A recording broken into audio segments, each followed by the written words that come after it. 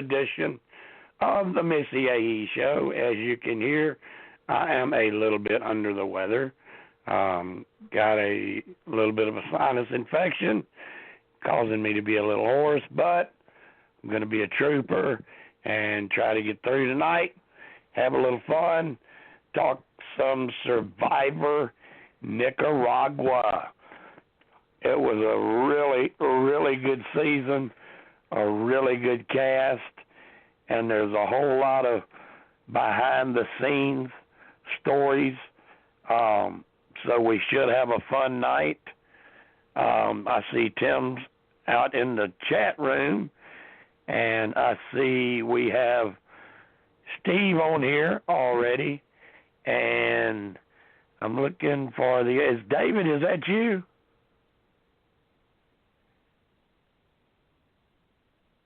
Tyrone, is that you? Area code 970. Oh, Melissa. Yeah, it's me. Am I right? Okay. Yeah, I haven't kept up with this in a while. I've had Steve doing it, so I was having to look through the numbers. I know David Cadmus said he's going to call in early tonight. He can't stay a long time, but he said he was going to call in, so he should be joining us. Evan's going to try. I'm sure Tim will be on here after a while. It was somebody else. I don't remember. Tyrone's supposed to call in.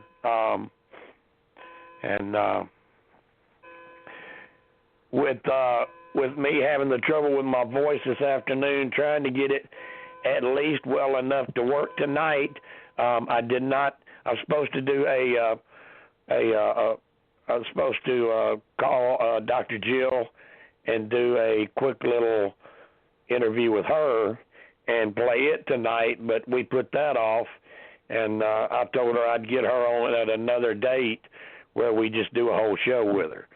And she said that was fine with her, and just to let her know.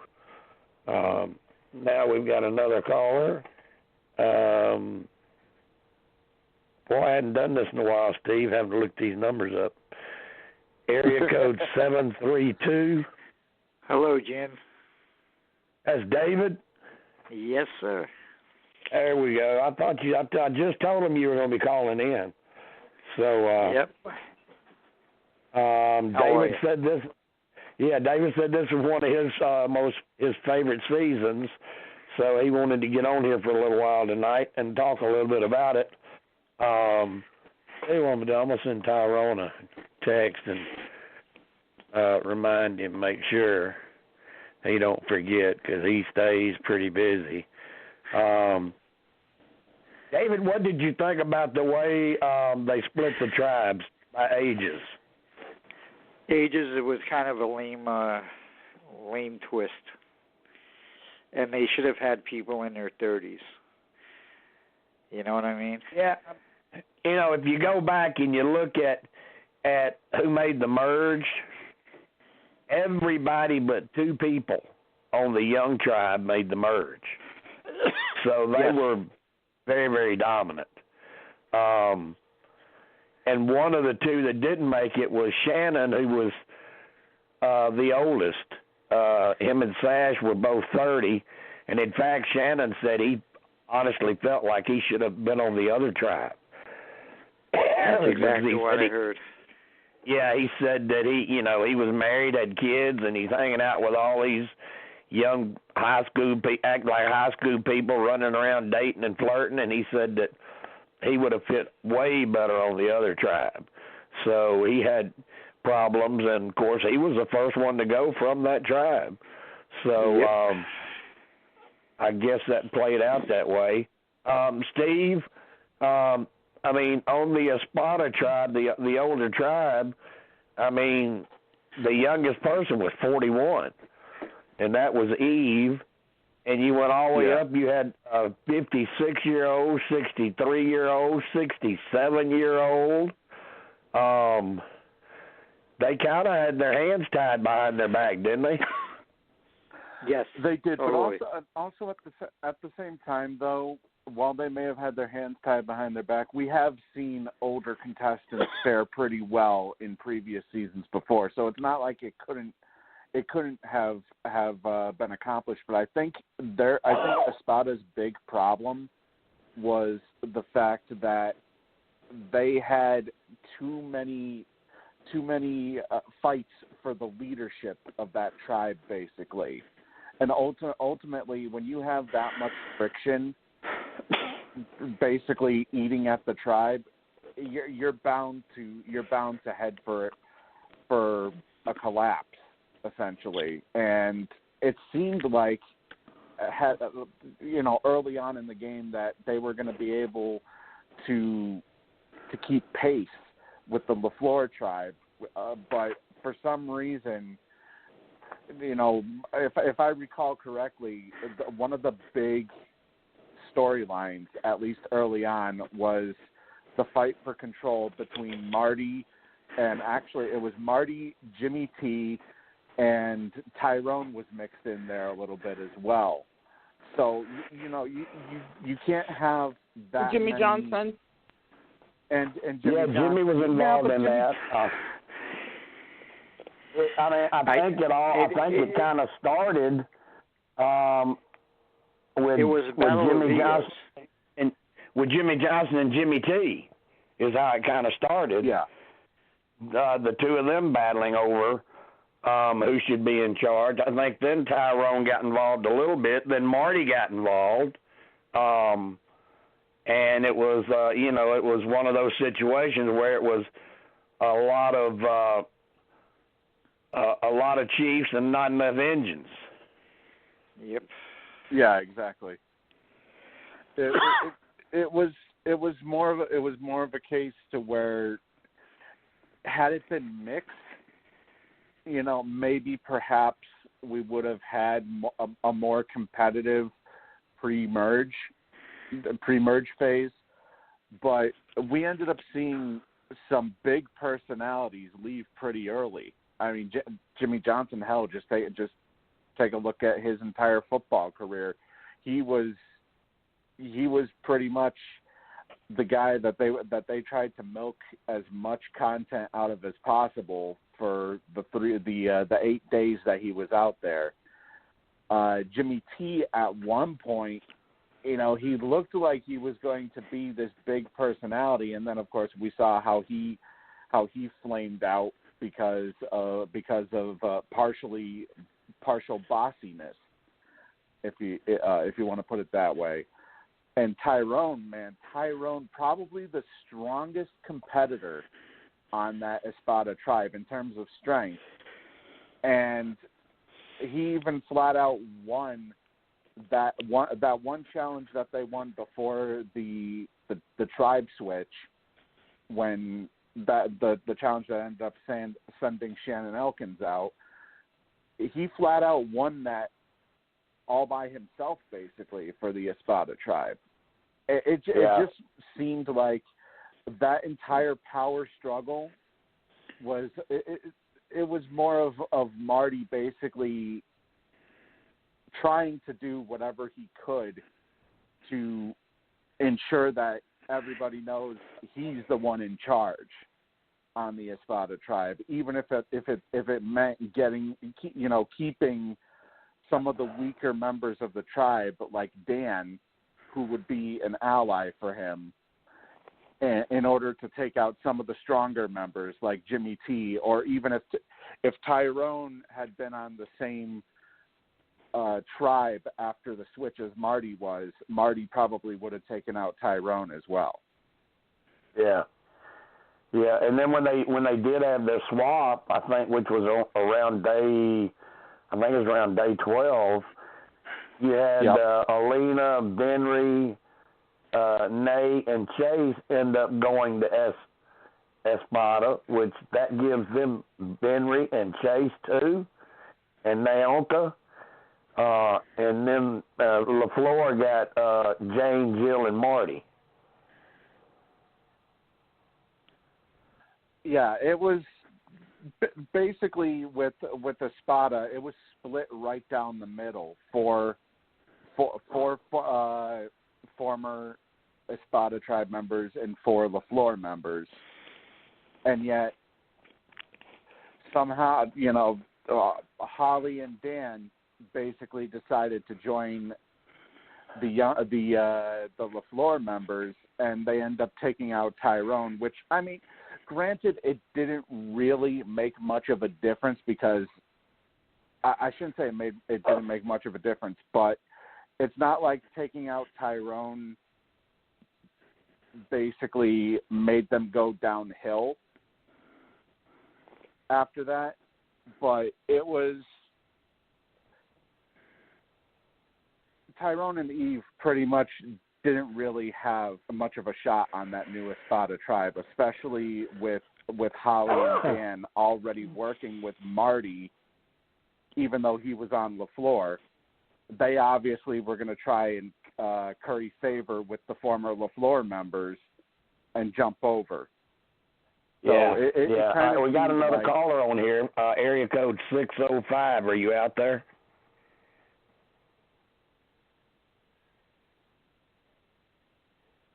I am. Sorry, I was on mute. Actually, this is Holly Hoffman. Holly, how are you doing? Oh, my God. I'm doing great. How are you? Well, you can hear my voice, so you know that I've got a bad sinus infection. I talked to one of my doctors. I talked to one of my doctors today, Dr. Jill, and she told me I probably shouldn't be doing this tonight. I was supposed to do a little bitty taped episode with her this afternoon because she's so busy. Of course, all this COVID stuff going around and her being a doctor. So we were going to tape a little thing this afternoon just with me talking to her and get it on tonight. And my voice was worse this evening than it is now. I told her we'll just do it another time. I'll put you on. I'll give you a whole show. And she said, okay, but you sound like you really need to go take care of yourself, Jill. you know how Jill is. She's always trying. She's always trying to look out after everybody.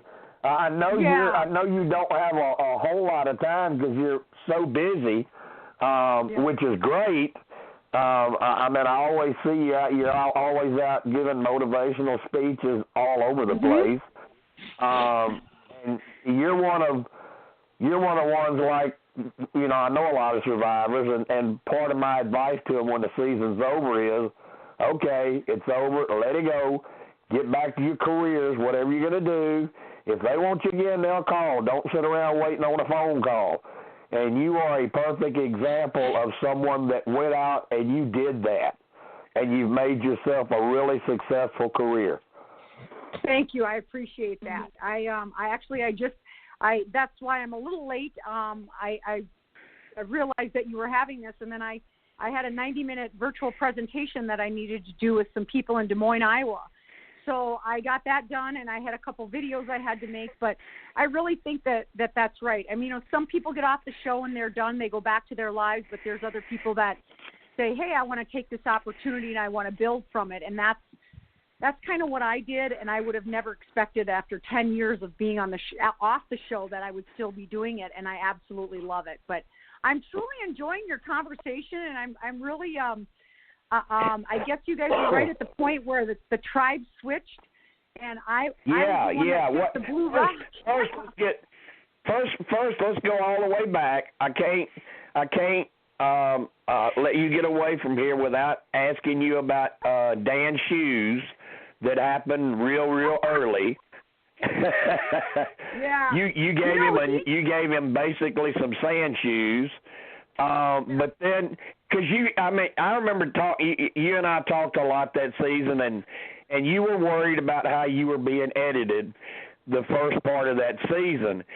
And I remember telling you, don't worry about it, Holly. I think you're going to get this bounce back. I think, Survivor's known for that. They'll start you off rough and then they'll build you back up. Or either they start you off great and then they make you take your fall. And they did you that way. I mean, you went from drawing a lot of heat early in the season to being almost like the mother of the cast, the one that was going to everybody and soothing them and getting them past a lot of hard times. What did you think about all of that? I know you felt rough at first, but were you happy with finally how you actually ended up being edited? Oh, 100%. And I knew that after filming and going back home, I knew that that's what was going to happen, because what I did on day 5, I should have never done. And Dan just got under my skin. You know, he was constantly making fun of me. He kind of treated me like I was this hick woman from South Dakota, and I just couldn't stand him. And he was bragging about his money and, you know, how much. Yeah, Danny did that. And he just got under my skin, and I did something I should have never done, and I acted out. And I basically was like, okay, you SOB, I'm just going to take your shoes, fill them with sand. And then after I did it, I was like, oh, my God, why did I do that? So it was an anger reaction. It was a memory that will last forever on Survivor. Yes. But in the first place, I thought it was epic.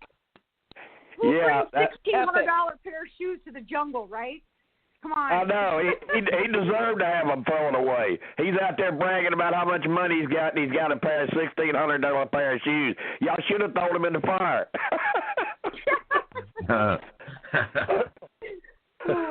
Yeah, but I did it, and I still, to this day, the people that have watched that season, that's the first thing they remember. So, you know what? I did give him a pair of cowboy boots back, so I felt better after I did that. But, you know, that show definitely, I remember at the casting call them telling us that if you make it through the first 7 to 9 days, you're going to be okay.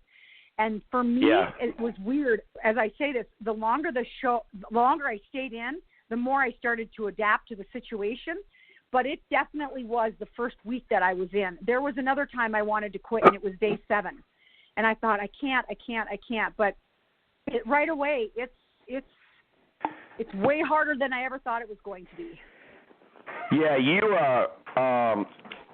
started off slow, but boy, you really picked up steam, and damn if you didn't almost make it to the finals. Yeah. Well, that's where I screwed up. I should have. Fabio asked me to be in an alliance with he and Dan, and I should have done it, and I didn't. And I was so committed to Chase and Sash. And I think if I would have had an alliance with everyone, they would have had to make the decision. So, but yeah. What? All right, we were talking. I know you're on listening. We were talking a little bit about how the tribes were originally broke down, and how fair or unfair that was. When you go back and look at just the ages of people, and because a lot of it's endurance. You got to be out there a while. When you got out there and you saw, okay, it's going to be all of us that are a little older against all these young bucks, did it motivate you guys, or were you sitting around like, boy, we got our work cut out for us? No, actually, when we got to camp, we were like, we can do this. Of course, the first challenge we lost, and we were like, oh, great. But we tried to keep the mindset that we can do this. And I will have to tell you this, at the casting call, I think that's part of the reason they made us go through a lot of physical fitness. I mean, we had to do a lot of physical stuff. And they wanted to make sure that they were getting older people, because they knew what the tribes were going to be, that were athletic. Of course, Dan was not. But everybody else, look at Jane for her age, how athletic and powerful she was. So we just had to keep telling ourselves, but after the tribe switch, that did make, and we were only like that for 12 days. So that made a big difference as well. Right. And like you said, you did have some.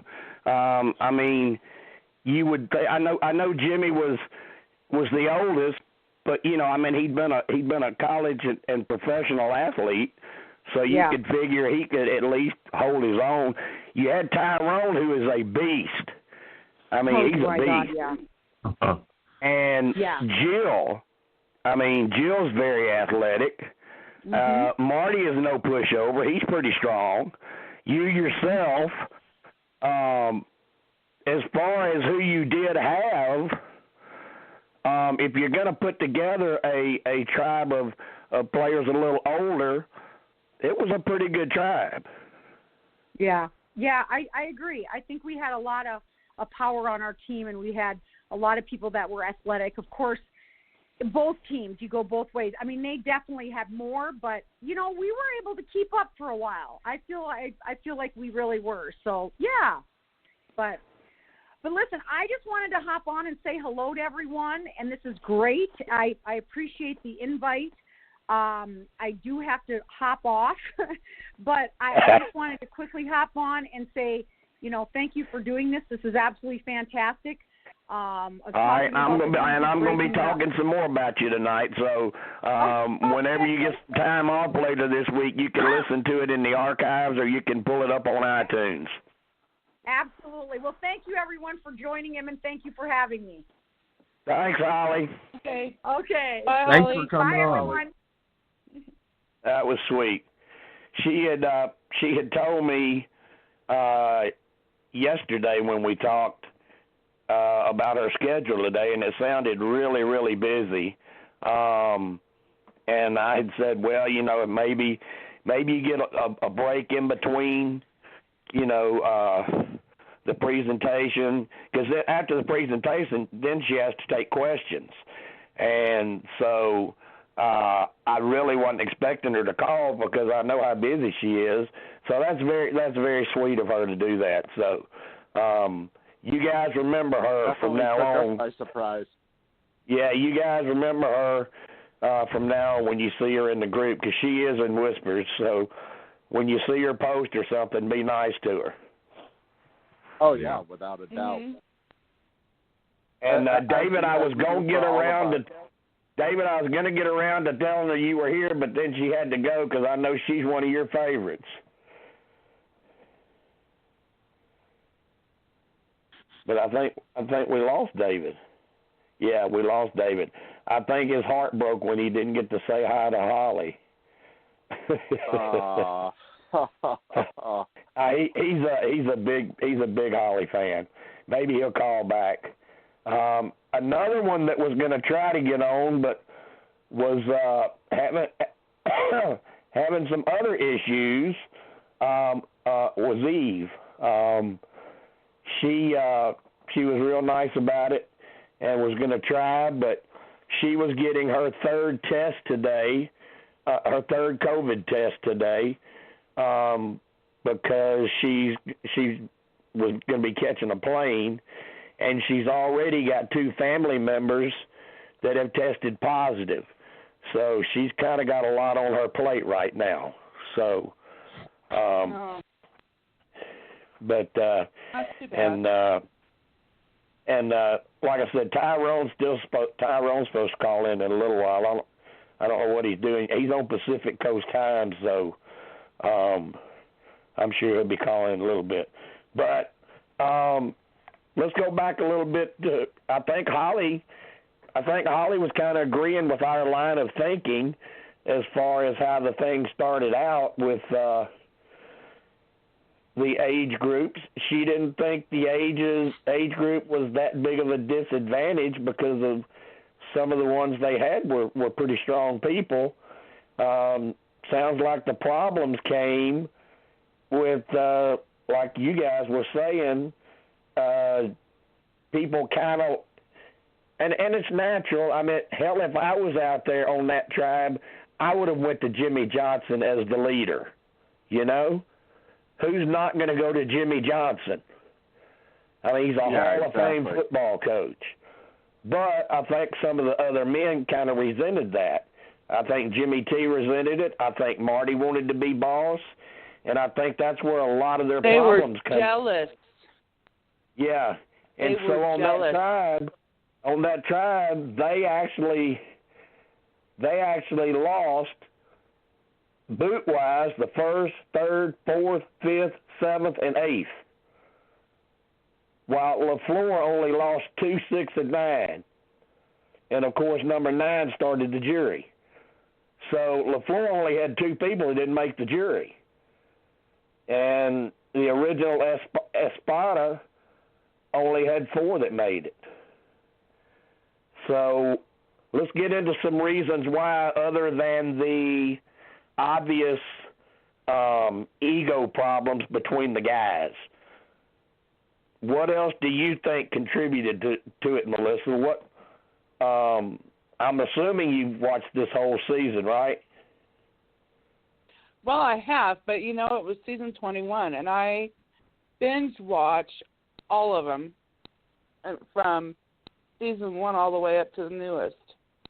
And so I was trying to go back earlier today. Well, I had a funeral today, and my daughters wanted me to take her to her dentist appointment, so I didn't get a chance to look at all of it. Okay. But I do think, Jimmy, he was more of the leader rather than one that could actually, I don't know. I don't think that he was as physical as the other guys. But they all were very jealous because the whole tribe looked to him, to Jimmy Johnson, and Marty especially. I'm sorry if you're listening, Marty, but oh my God, I could not stand him. I just couldn't. And Jimmy's T. I didn't particularly like him. I didn't particularly like him that much during the season, but after I got to know him better after the season, he's a pretty super guy and a hell of a cook. He's a hell of a cook. Well, that's good. He and Dan, I was with Holly. I could not stand Dan and Marty. I don't think many people like Dan. I think Dan came off to me before the show, during the show, and after the show, like one of those mob bosses from New York. Yeah. Big time. Yeah, I don't know. And then Jimmy T, I think that he was a lesser of the evils, I think, but he was one of the first to go. I mean, yeah, he was third. Wendy was first, and then Shannon Elkins went, and we'll talk about that as to why he left second, because there was a whole lot of drama around that. I gotta tell you. And then Jimmy Johnson was third. You had said that Shannon thought he would have done better on the other tribe. I don't think so. I think Marty would have got him out. I don't know. I'm just telling you. I'm just repeating what he told me. That was the way he felt. He said he felt like a fish out of water. He said he felt out of place around all those young 20-somethings, because he's married with a kid. I understand that. He said he just didn't feel like he fit in. Yeah. Let's not forget. Well, he may have fit in better, that Marty had a strong alliance on Espada before he ended up getting switched over to LaFleur. He had a strong alliance that featured himself, Dr. Jill, Tyrone was involved, as well as Eve. Basically, the weak link of that alliance was Dan, for obvious reasons. But I really think that he may have possibly have been able to pull in Shannon if Shannon had started on the Espada tribe as opposed to starting on LaFleur. Because Marty, obviously he targeted Jimmy Johnson because of the fact that, Jimmy, whenever people were looking for a leader, they would first go to Jimmy Johnson, and obviously, that's where the whole jealousy thing started. Because obviously, of course, Jimmy Johnson's a celebrity. People are going to be starstruck and are going to want to. Yeah, and they know the guy's loaded with money, but his personality. Yeah. You kind of tend to overlook it because he's such a likable person, and he's funny. He's probably got a million stories he can tell you, and he's originally from the South. He's He's got people skills. Whereas opposed, do you remember when Lisa Welcher was on from Facts of Life? She didn't fit in very well. Gary Hogaboom was on. He used to be on the Cowboys. He didn't fit in. Jeff Kent, when he was on, the Major League Baseball player, they hated his guts. But I think Jimmy was popular, but he got caught up in kind of what you started getting into about this alliance forming that Marty kind of led. And you mentioned something about Marty and Eve being in that alliance. That's one of the behind-the-scenes things I can tell you. Some of you may have already heard this. Some of you may have already heard me tell you this. The two of them, and I don't remember what language it was, but the two of them both spoke a second language, and they communicated with each other in that language so the others wouldn't know what they were talking about. Marty and Eve did that. Ooh, no, this is the first time hearing of that, actually. Yeah. So, well, I told you I was going to bring out some ammunition tonight. Well, it is the Survivor Memories premiere podcast, so you got to start out with a bang. Yeah. Am I hearing JB on here? Yes, I am. I didn't catch you when you came on. So you got to hear Holly too. You were actually, that's when I thought I heard you. I thought I heard you laughing one time at what Holly said about the Dan shoes, $1,600 pair of shoes. Yeah. That is kind of ridiculous to wear a $1,600 pair of shoes out to play Survivor. Yeah, and didn't she bring those pair of shoes on the reunion episode? Yeah, she did. Kind of like when Sandra brought Russell Hance's cap and threw it in the fire. Yeah, exactly. Yeah, but let's kind of go to the start. Everybody remember how it started? I know you had to see this much of it, Melissa. They arrive, and all of a sudden Jeff tells them, hey, there's a medallion of power hidden somewhere out here. You remember the medallion of power? Yes. Okay, so everybody remembers that. So now everybody's rushing for the medallion of power. Here, now I know I've told this story before, and I know some of you will remember it. Melissa, you probably haven't heard it, and I will try to tell it as PG rated as I can. When they started looking, before Brenda went, Brenda's was very well mentored and tutored. She knew certain things to look for. She knew where to watch where they're pointing cameras. If you're nearby and they're pointing a camera somewhere nearby you but not at you, there may be something over there. So anyway, she's watching where everybody's going, and she sees the tree, and she sees a camera up in the tree, planted in the tree.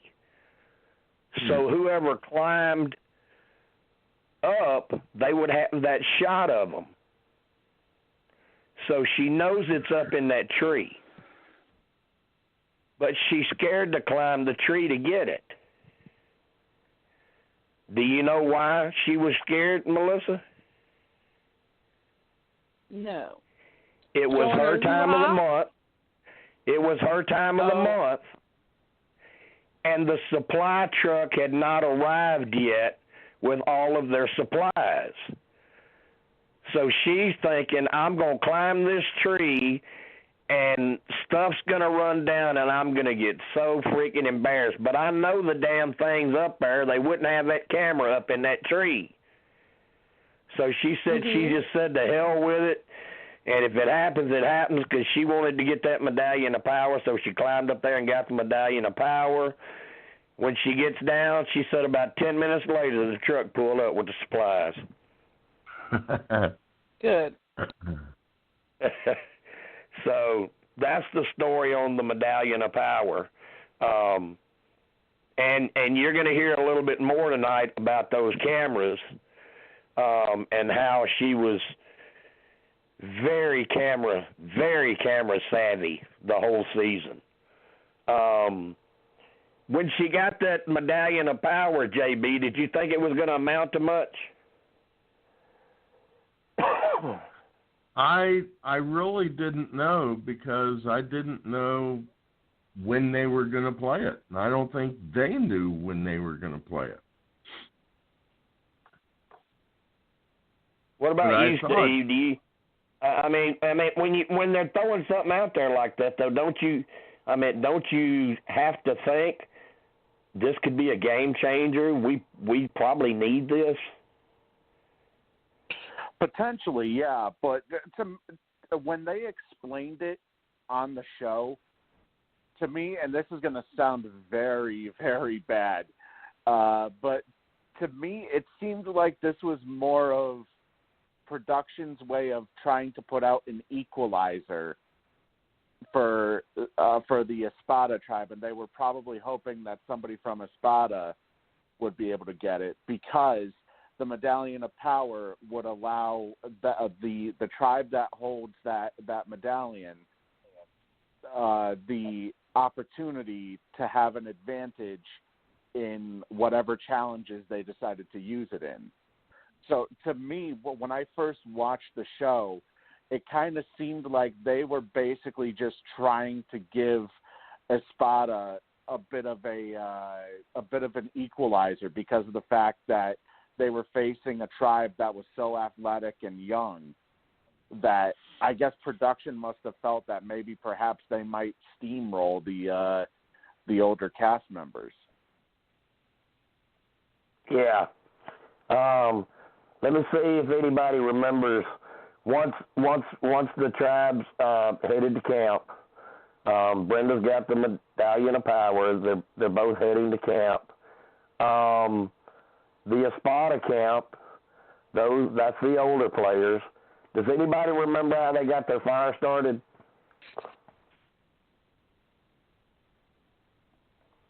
I do not. I do not either. Jane started the fire with a pair of glasses, her reading glasses.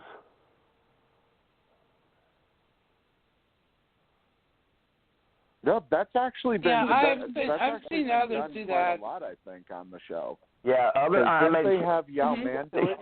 She's not the only one that's ever done that, but that's how they got it started. And then while at camp, at the LaFleur campsite, which I guess she had to tell the truth, but I think it hurt her chances. Kelly Bruno showed her tribe her amputated leg. And even with that amputated leg, Kelly Bruno's a hell of an athlete. But it made some of her tribe mates worried if she goes very far and actually makes it to the end, there's no way we can beat her with an amputated leg. I mean, that sounds mean and cruel, but it's probably true. Yeah, it would be basically she would be the sympathetic favorite, essentially. Yeah. Mhm. Yeah. And I got to know Kelly real well that season. She's real nice girl, real sweet. And she just said, you know, she thought it was just better to be honest and bring it out in the open.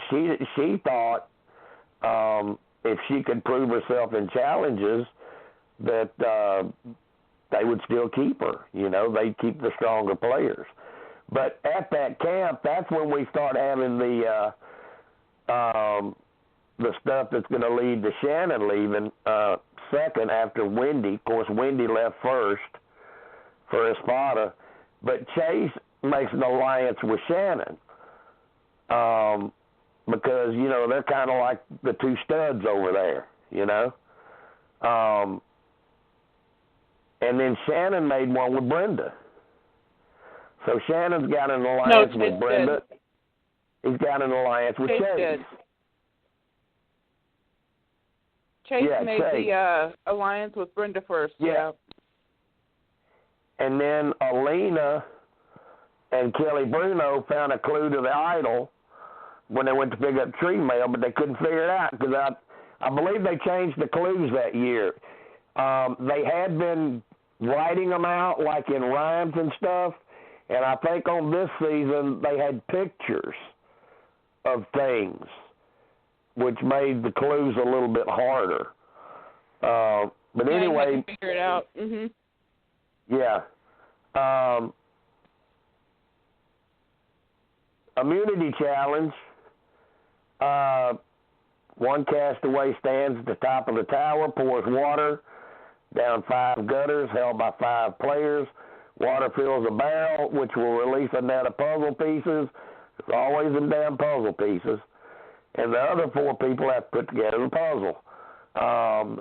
Here's where the medallion advantage. If you had the medallion advantage, you got to start the challenge with your barrel 1/5 already full. So that's when they found out. That's when they found out how the medallion was going to work. And of course, Espada lost, and it actually came down to is Jimmy Johnson being the most well-known player in this cast? Is he going to be the first one voted out? It was going to be him or Wendy. So it ends up being Wendy, and then they go to the next week, and we get more into this whole Shannon, Chase, Brendan stuff, because now Sash has got an alliance with Naomi and Brenda, kind of a minority thing. And this is when Holly snapped. She snapped at Jill for eating snails. Holly thought they were inedible. Holly dumped the snails, which made the rest of the tribe mad.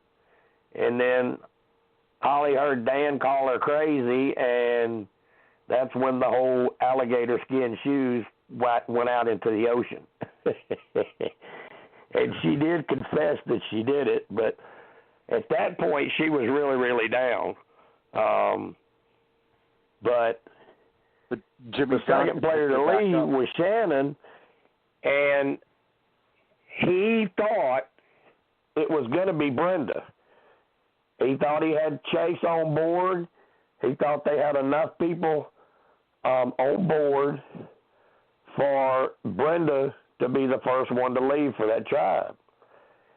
And when they take them to tribal, they're not supposed to talk to each other, and they have them standing under a tent outside tribal. You know, we all see them walk in one by one.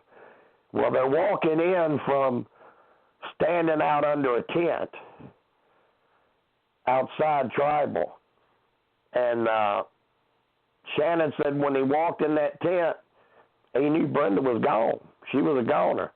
But he said after he stood in that tent and just started watching people and how they were looking at each other and who was standing next to who, he said he knew it was him. He knew that they was going to get him instead of Brenda. And that's what happened. So interesting story about Shannon. I know I've told this one before too, but for listeners that have not heard it, his first couple of days out there, he went nuts. Like I said, he was on a tribe he didn't like. He felt he should have been on the other tribe. He was missing Jennifer. He was missing the kids. And he was going nuts. And he told the producer that was, you know, everybody's got certain producers following them around 24/7. He told the one following him around they needed to bring him a phone and let him call his wife. And they, of course, they told him, we can't do that. Nobody can have a phone. It's against the rules. Shannon's line to him was, if you don't bring me a phone and let me call my wife, I'm going to start beating MFs up. They brought him a phone. They let him call home. So, I guess they were worried he was big enough and strong enough he might actually start beating people up. I don't know. But I mean, just look at the guy. It's entirely possible.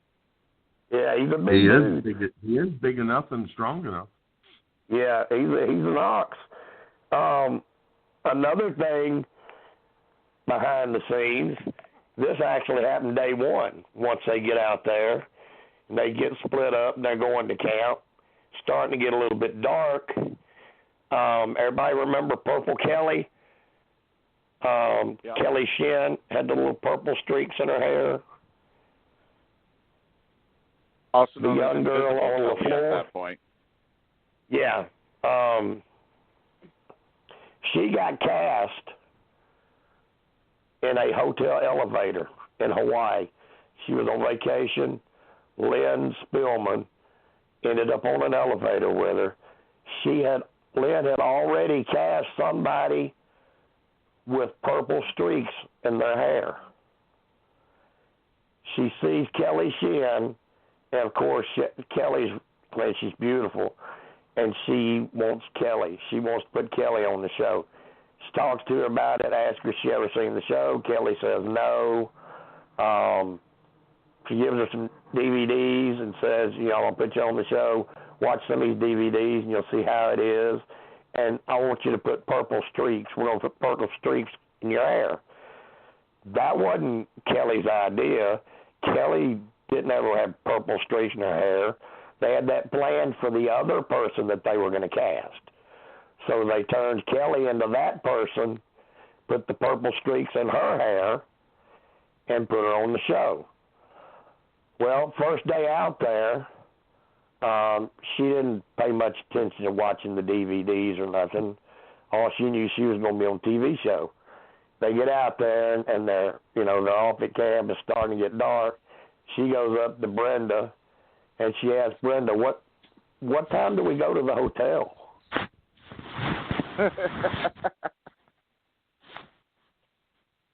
And Brenda said, Kelly, we don't go to a hotel. This is it. We build our camp and we stay out here. And she's like, for real? Brenda said she had to hand walk Kelly through about the first 7 days explaining every tiny little thing because she had no idea about Survivor. Nothing. Where did she think what show did she think that she was on? When she knew she was on Survivor, a hotel. But she didn't pay any attention to looking at the DVDs to learn anything about it. She was real young. Let's see, how old was she back then? She wasn't but 20.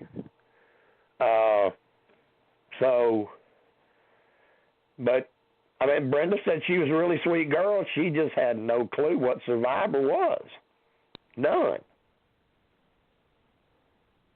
And, of course, she ended up quitting later on.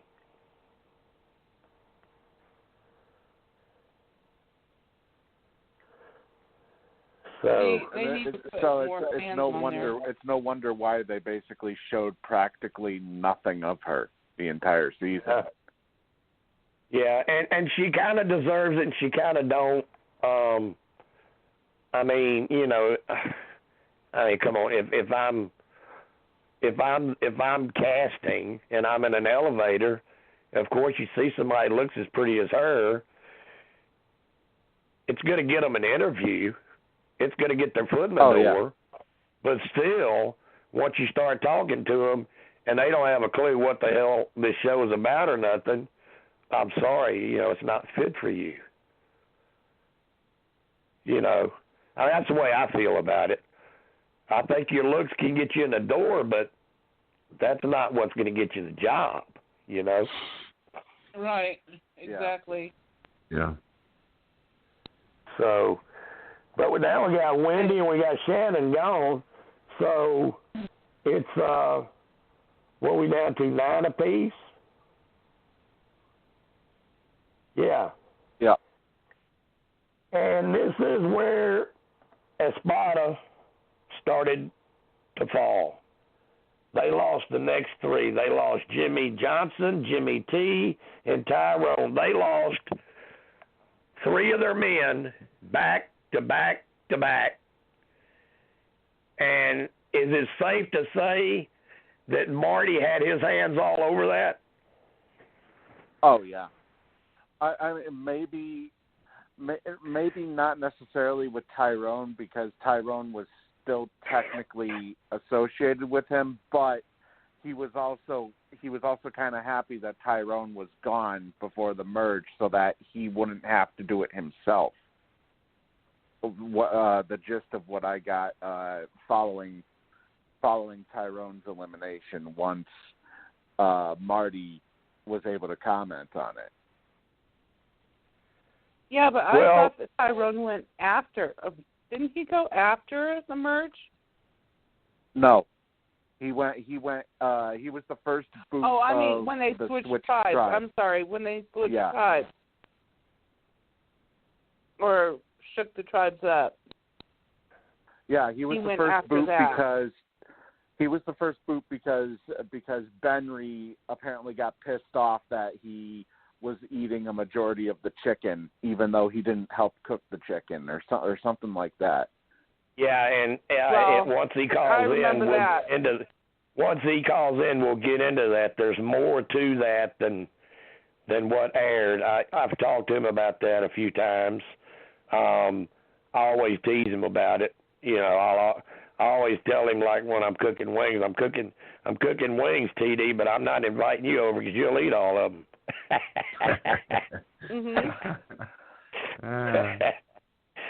But yeah, there's more to that than what they showed. But I mean, when you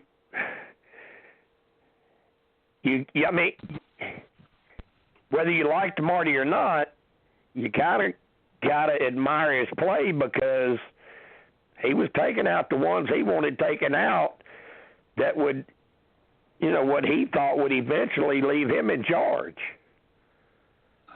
Oh yeah, I mean he was a villain, but he was a likable villain.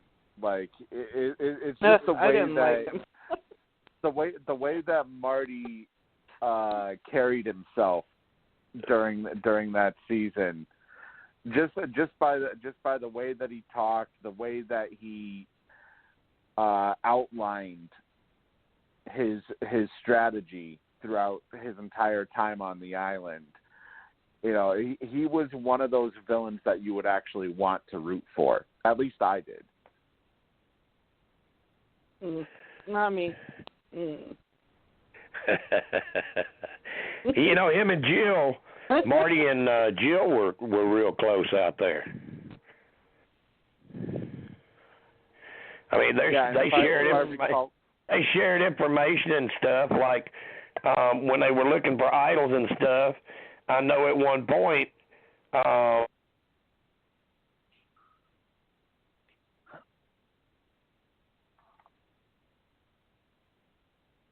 Hello? Hello? Did we lose Jim? He lost his train of thought. No. Either that or else his telephone kind of went. I don't know. I think we might have lost him, but he's probably gonna call back in. I'm not the one doing the switchboard tonight. He's the one doing the switchboard. But when it comes to Marty, sort of going off of what Jim had mentioned previously, was that Jill was, him and Jill were working back and forth with each other throughout pretty much the entire game. They were lucky to have been on the same tribe after the tribe split. So it sort of seemed like once Jill ended up getting voted out, that's basically what kind of sent Marty's game off the rails, essentially, because he basically lost his right-hand man or right-hand woman in this case. Yeah.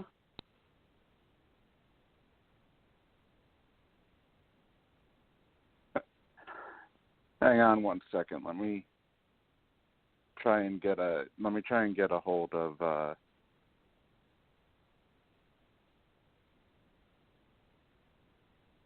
Jim.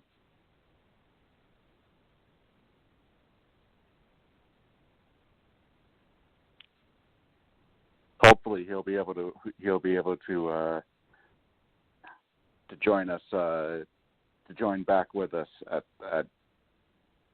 as quickly as possible.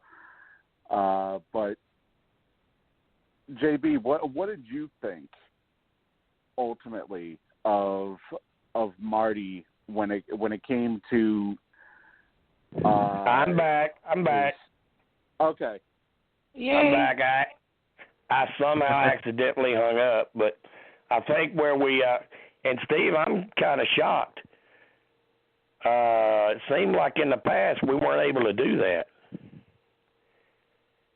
Yeah, I don't know. Seems like I don't know what the problem seems is. like in the past, if the host accidentally hung up, the show ended. Yeah, no, that's that. As far as I know, that happens when we go past the 2-hour mark, like when we go into the after show. That's the only time where, if the host ends up accidentally hanging up or something, then the show gets cut off. Okay, all right. Well, that's good, because when I heard the dial tone, I'm like, holy crap. First time I've ran the dashboard in the studio in probably a year, and I screwed it up. Yeah, but I think we left off with Marty and Jill's friendship and how, they are really good friends, but then, of course, Jill's like that. She still to this day is like, yeah, you can't really trust Marty.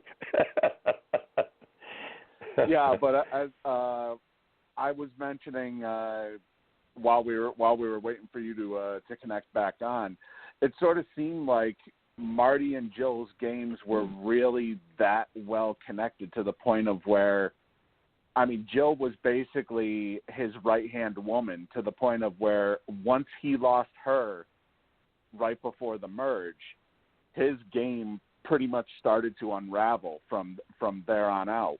He had basically lost whatever concrete hold on the game that he had, and he was basically, more trying to stick around for one night at a time, or one boot at a time, basically. Yeah, well, he only lasted 6 more days after Jill left. Jill was the eighth person voted out, and the last player of Espada voted out before the merge, so she barely missed the merge, because the next player jury, because the next player voted out was from LaFleur, the new Libetard merged trial, Alina, who became the first jury member. So Jill was that close to being at least first jury member, and had she lasted to where Alina lasted, she would have still been alive with Marty moving forward. But so after Jill leaves, then the jury starts and Alina leaves, and then bam, then Marty's gone. So you're right, Steve. Without Jill, we don't really know how good Marty would have been. Jill was a huge part of Marty's success. Yeah, it sort of seemed like Marty, after Jill got booted, Marty became more reckless with his game, to the point of where, not having a trusted ally like Jill to bounce ideas off of is probably what ultimately cost him his game, because he ended up starting to go off track with how he had been playing up to that point. Yeah. JB, what were you thinking at this point? We're now, the jury's starting with Alina. It's going to be loaded with players who were on the original LaFleur. Is there any way the only remaining Espada players left, Marty, Holly, Dan, or Jane, is there any way one of those four people were going to win that game?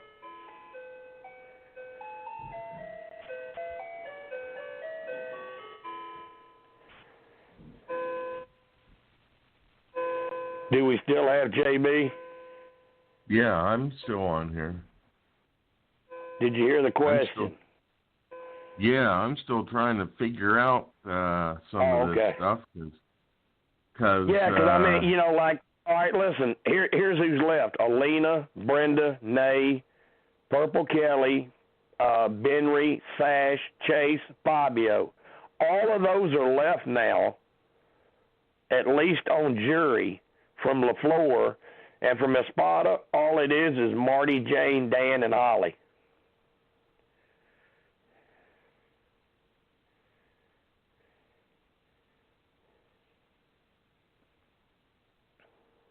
I mean, the odds are really, really stacked against those four.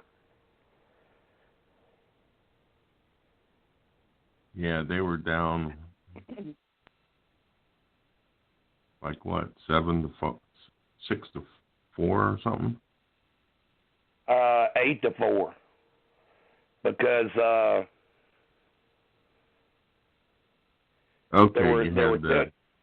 there were 10 on each tribe. And 8 of LaFleur either made jury or finals. They had all 3 finalists, and then they had 5 other jury players. Damn, it's almost like I drew the plan up for them. I mean, it was almost impossible for Marty, Jane, Dan, and Holly. And when you look at the 4, Holly played decent, Marty played decent, Jane played decent, but she blew the hell up. Dan didn't do nothing. Dan was just a ride-along. I mean, if you had people left, like if Jill was still in there, Tyrone was still in there, Eve was still in there, maybe they have a chance. But I mean, Alina, Brenda, Naoka. Now, LaFleur tried to help them out because they did have 2 people quit. Even after they made it that far to the jury, 2 people quit. Yeah. So that helped them a little bit. Let's talk a little bit about some more of the camera stuff and how idols can get found. And I've told a lot of people this advice before they've gone out there. Same thing about like what I was telling you with Brenda about watching for cameras. They show Brenda and Naoka walking through the woods, out looking for wood or whatever they were doing out there, walking and talking. Supposed to be looking for idols. Weren't really looking that hard. Brenda, there's a camera person following them. And so they're walking on by this area, and Brenda glances back and just happens to see the cameraman point the camera over towards a little marshy area. And Brenda kind of nudges Naoka and says, I think we ought to go back and look back in this area. They go right to where the camera was pointed and find an idol.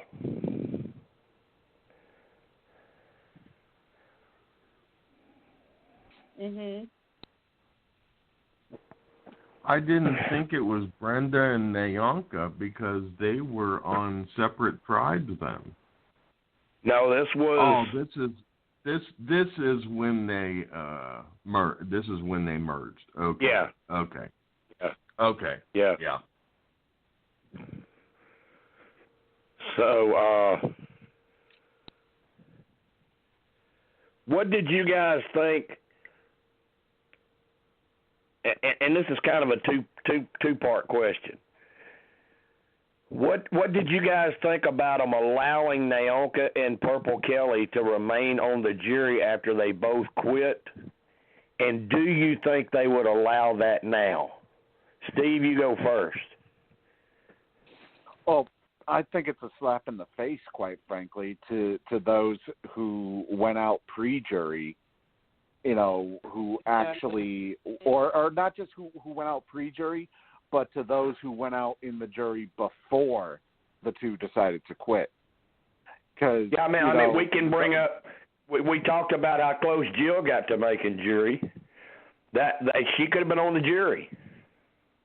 Yeah, Jill could have been on the jury, and I believe the person right before her was Eve. Eve would have been on the jury as well. Eve. Yep. So I think it's a real slap in the face because you get literally all the way to the jury phase. At that point, they had a 1 in, let's see, 1, 2, 3, 4, 5, 6, 7, 8, 9, a 1 in 9 chance to win the grand prize, and yet you decide to quit all because one of your biggest allies, Brenda, got blindsided. You wanna just up and quit after that? To me, if I was sitting pre-jury in the spots that Jill and Eve were in, or if I was sitting on the jury like Brenda, Marty, or Alina, I would be pissed off because I would probably give anything to still be out there and competing for that money. And for them to basically just decide, nah, I'm done. I want to stop suffering and spend some time at Ponderosa now. To me, they shouldn't have even been allowed on the jury. If you want to quit, you get your bags packed and you're sent home. And I think if something like this comes up later on in future seasons, I don't care how big of a personality they were during the season. If you quit, not only should you not be asked back, unless it's something like in Terry Dietz's situation where he had to go home because of a family emergency. That's different. But if you're right there in the middle of the game and you just flat out quit for no reason whatsoever, not only should you not be should you not be on the jury, you shouldn't even be invited back. You shouldn't even be eligible to be invited back for a future season.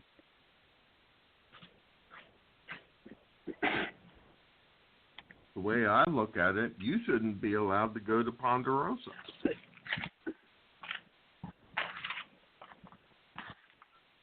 Well, yeah, exactly. You should be sent straight home. That's just my I would say opinion. I would say if you can't send them home, for protecting whatever, then send them to a hotel far away from everybody else. And they can't leave the hotel.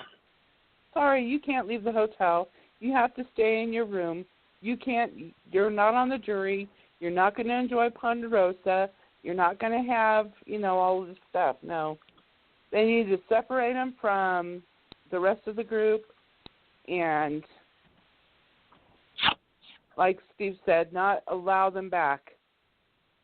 Are they allowing quitters back? Are quitters allowed back? I don't think so. Well, I don't think that the quitters have been back. Have they? I don't think there has been one quitter that has been allowed. Well, actually, no. You know what? I'm wrong because Colton from One World. Granted, they said that Colton was he had some sort of issue, I guess, gastrointestinal issue or something. How they painted it out on the show. Or, he had appendicitis. Yeah, or how about really, Jonathan Penner that was injured? When they're injured, they can come back.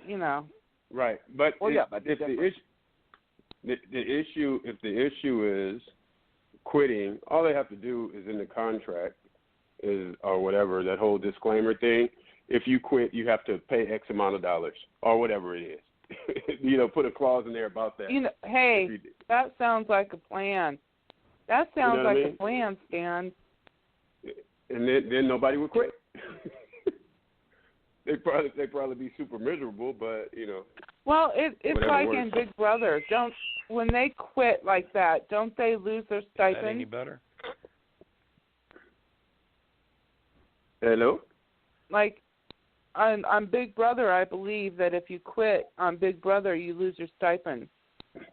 Oh yeah, I'm not sure if people still get any cash payout if you quit. Because if you quit, that's the easy fix. Hello. Uh-oh. Did Jim go bye-bye again? Mm-mm. Hello. Jim. I don't know. I think Jim might have gotten disconnected. Uh-oh. Oh my goodness. I think it's a telephone issue. I'm not hearing maybe anybody. You shouldn't allow him. Don't let Jim near the switches. Oh wait, I think I know now. I think he's back. Jim?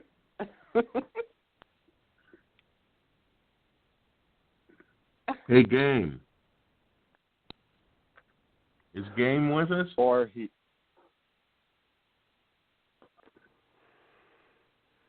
Hello. Huh. A Game Survivor. Yeah, hang on. I'm contacting him right now.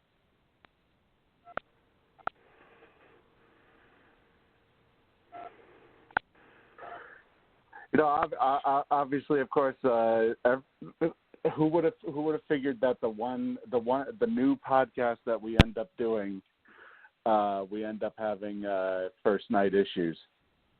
Shoot.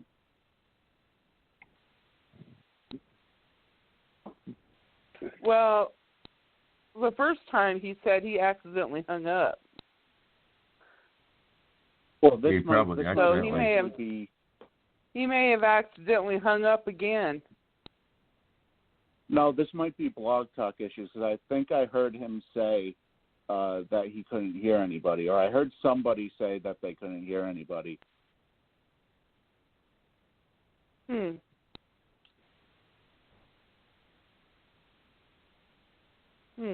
But yeah, when it comes to the whole quitters, when it comes to the whole quitter thing, I know that Colton from One World, even though they said he had appendicitis, I remember reading in an interview that Probst had actually said that no, he flat out quit. It wasn't. It may have been on the show. Can you hear me? Can you hear me now? Yeah, we can hear you now, Jim. Yeah. Man, I'm in the twilight zone. What's the matter with What's the matter with this? I don't know. I've used 3 phones, and I'm gonna be honest with you. I'm starting to think it's the pain pills. Oh my God! I don't know how it happened, but this last time I could hear Melissa talking, but it was breaking up real bad. I couldn't make anything out, and I was trying to add another caller. From the 310 area code. What about it? Hello? Jim? Yeah. Tyrone. TD! What's up? How you doing, sir? I'm doing good. You just missed about 30 minutes ago. You just missed Holly. Oh, did I? Yeah. She was, she does those motivational speeches, and she was doing one, and she was on break from before she was going to have to take questions. So she came on the air during her break and talked for a little while. And she had nothing but horrible things to say about you. She thinks you're horrible. Yeah. Yeah, I get that. Now. I get that. I'm kidding with you. Oh yeah, it's all good. No, she's a sweet person. She's doing her thing. Anybody else jump on? Yeah, that's something else that you fit in. That she and I talked about. Everybody knows I've got a lot of friends that have been on Survivor, and one of the things that I try to advise them and tell them when they leave the show, when it's over, get back to doing your thing. Move on with your life, do your thing, and move ahead. And if they ever want you again, they'll call you, but don't be one of these people that just sit on Twitter all day being an ex-survivor sitting by your phone waiting on it to ring. And she's done that, and you have also done that. You've maintained your career. It's hard for me to even keep up with you with what all you do. Yeah, I just got to keep moving, Yeah, it was a great opportunity and all, and I'd love to go back if the opportunity presented itself, but I didn't let it define me, Right. All. I had a life before. A couple of things we've talked about so far, and you might can help clear a little of it up. Of course, we talked about how they split the tribes up, basically by ages, not old people, but older people against younger people, and kind of like on your tribe, on the Espada tribe, it seemed to be kind of like a little power struggle that involved Jimmy Johnson, Jimmy T, Marty, and you a little bit. Do you remember it that way? Were there 4 alpha males there trying to be in charge? Yeah. Yeah. It was some personalities, but that's what they do. I'm sure when they cast, they know who they're casting. It was interesting to me. It was, I don't know what the word. Because the work that I do in my real life, I deal with personalities and egos and and those type of, personalities, so it wasn't a big deal. But for sure, I think it was a power struggle might be a good word. I think people were enamored with Jimmy Johnson because he's Jimmy Johnson. But right. Quite a few people were like, "Oh, that's the coach," and I'm like, "No, he's my competition." So that's the way I saw it. It wasn't a big deal for me, but it was. There was, and then Jimmy T's big personality, and he's good now, but big personality. Yeah. Look at me and Marty and whatever, and people I'm sure had perceptions of myself, perceptions and opinion of myself. I just wanted it to work, and it was whatever. Right. But it was a great opportunity, Right, and when Ollie was on, she kind of, she didn't totally shoot it down, but she kind of felt like with the players that you guys had on your tribe, even though you were a little older, you still had a pretty strong tribe. You still had a good nucleus of people. I think we were all right. What is the word? Yeah. You had you and Marty that were strong. Jill was a horse. She's a stud. Right. He was okay. Jimmy Johnson, he was the oldest one, but he was still sort of athletic. He probably didn't have the gas in his tank he used to. Right, absolutely. Jane was a beast for a female. And Holly wasn't bad. Right. So, you really weren't that bad. But then, my God, you go look at the other side. And, with the youth and everything, with Fabio and Chase, Benry, Naoka, Brenda, Alina, even Kelly Bruno, and, of course, Shannon didn't last long. But, Shannon always told me he felt he was out of place. He felt like he should have been on y'all's tribe because he felt, he was married, had kids, and he felt out of place with the younger players. Oh, really? Yeah. He always felt he would have been he felt he'd have done a lot better on that other tribe. And we were just talking earlier before you called. Could you have imagined Shannon and Tyrone teaming up on the same tribe as strong as the two of them were? Yeah, it would have been interesting. It was pretty dynamic. It looked like, from what I recall, that the other tribe was more, their game was like a more, or the challenges they might have had internally were social, more so, if you will. Like, personalities. I want to do my own thing, but that's just a perspective. It doesn't mean it's gospel, And who knows? There's a whole bunch of different scenarios or ways it could have played out, if we would have mixed a few people up and, swap prior to the merger. Yeah. Well, there was a swap on day 12, but the way that worked out, Alina, Benry, Naoka, and Chase all go to Espada, and LaFleur ends up with Jill, Marty, and Jane. Oh, right. So, yeah. So that later on. That wasn't that great either. Yeah. But could you tell Marty and Jill were a pair? Could you tell they were working together? Yeah. At one point. Yeah, at one point it was pretty evident, but that's the game, though. Right. That's the game, and knowing what I now know, I would have played probably played more strategically.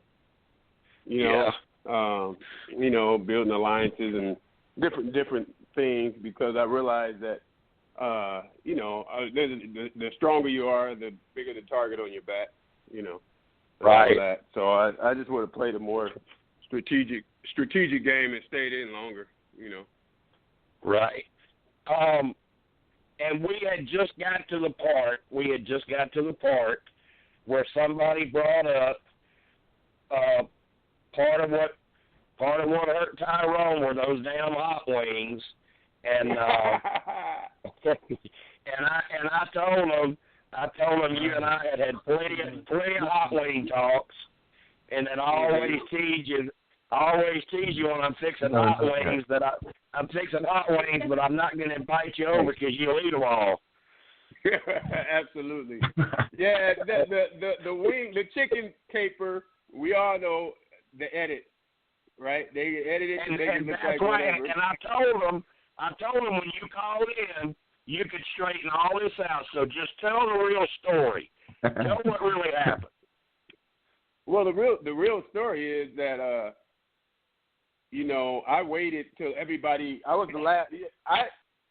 I just voiced my opinion on killing the chickens, right? Because if you let the chickens produce eggs, you'll have protein for a while. But if you eat the chickens, then you'll have protein for a day. Right. That was my thought process, but I wasn't, dead set one way or the other. They voted to kill the chicken, but they made it position it a different way, so it came off as though. And even Holly, when they took her on a little walk to have her little conversation, I think it was Holly, they asked leading questions, obviously, and said, "What do you think of Tyrone saying he didn't want to eat the chicken? He shouldn't kill the chicken, but now he's eating it from everybody else." And that wasn't the case. What happened was people were putting chicken. I was on eating chicken bones, literally. There was no meat on the bone. I was eating gristle.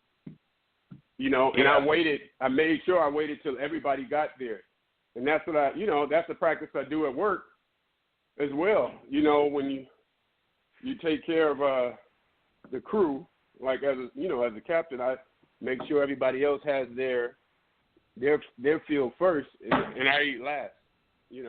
And that's what I did there, because I was kind of not the self-proclaimed leader of the tribe, but I kind of got thrust in I think what could be considered a leadership role or whatever. And that's what that was about. So I was eating chicken gristle. Now, I didn't do myself any favors when I was being silly, like I was gnawing on the bones and whatnot, because that did make for some, that made for a funny visual for sure. But little did I know that the joke was on me, Yeah.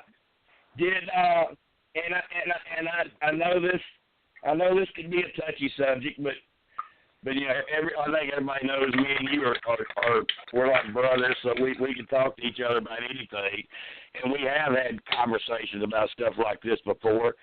Did it bother you that they were showing a black man being the one getting blamed for eating hot wings, chicken wings? Absolutely. It had to. I remember when I watched it, I just kind of cringed, like, oh my God, they're making him look so bad, like this. Absolutely. Absolutely, and I spoke on it at some point, in one of the follow-up conversations with one of the media outlets, which probably didn't work in my favor, but it was the truth, and if you look at it, there's a pattern. Right. There's a pattern, and you see stuff coming out now, in the media. Well, and people are talking about it, about race relations and all that. It's a real thing, so people just need to stop being in denial about it. Right. And that's true. What do you think about? Oh, I'm sorry.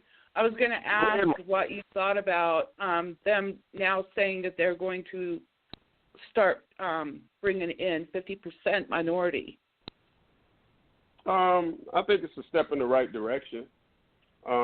Yeah, I think it's a step in the right direction to consciously, you see, and I'm sure the other argument would be, well, we just want the best contestants, right? Who's going to make for a good show, but the best contestants don't always have to be white. You know what I mean? Well, or 90% of the best contestants. Yeah, the other exactly. thing about that, the other thing about that, TD, is, I mean, if you're casting 20 people, you can't tell me you can't find 10 qualified black people. Well, that's my point. Yeah. So it's interesting, but I mean, it is what it is. I mean, the game is almost like a microcosm of society, as I say my job is too. You know, whatever social ills that you have in society, you have in the game.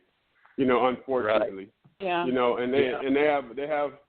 I think there's a template, obviously, that they have for casting. You know, they look for certain things in certain people and the mix and what have you. At least I see that. You know. Yeah, I heard that Jesse that has cast quite a few seasons of Survivor, Tannenbaum, I've heard he's going to be casting Big Brother this summer. Oh, is that right? Yeah. So we'll see how that goes. He's done a pretty good job. And as far as mixing it up, of course, Survivor hasn't done they haven't gotten it to where it needs to be, but it's almost like you can look into Survivor cast. You know you're going to get some gay guy. You know you're going to get some real strong old woman. You know you're going to get some real strong young black guy. You know you're going to get a nerd or two. You know you're going to get a couple of hot flirts. I mean, it's the same. It's the same casting procedure every season. It seems like. Right.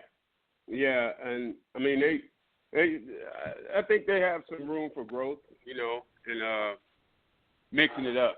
You know, because it is like I said, a template. It seems. Yeah, they do have a new casting person too. I don't think Robin's going to be casting Survivor. Right? What? I'm not sure. Whatever happened to I'm not sure yet who's going to have the final. Well, actually, you know, Jeff will have the final say so, but I'm not sure who's kind of like going to be in the Lynn Spillman role yet. With Jesse supposedly going to Big Brother, which I do think that's true. If it's not, he would be back at Survivor. But that's something I can find out. But let me one last thing about the Wayne thing, Tyrone. Did anybody out there speak up and defend you? Did anybody what?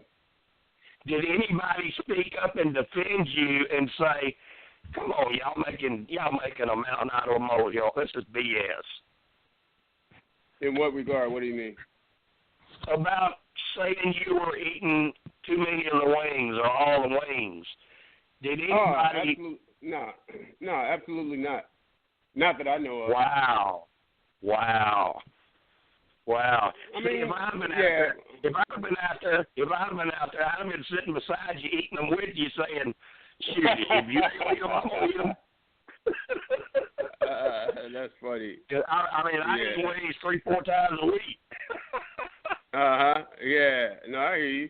Well, I mean, that's the funny thing. I mean, it made for good TV, but it didn't happen as it appeared to happen. It was nothing. I didn't. There was no. That's all it was. I was eating chicken bones. Like people would put it back with a little gristle on it, and right.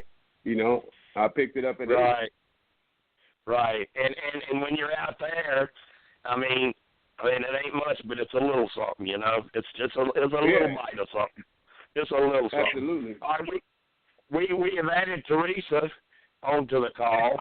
Teresa, you missed Holly earlier, but you got Tyrone that's on here with us right now talking about his season, Survivor Nicaragua.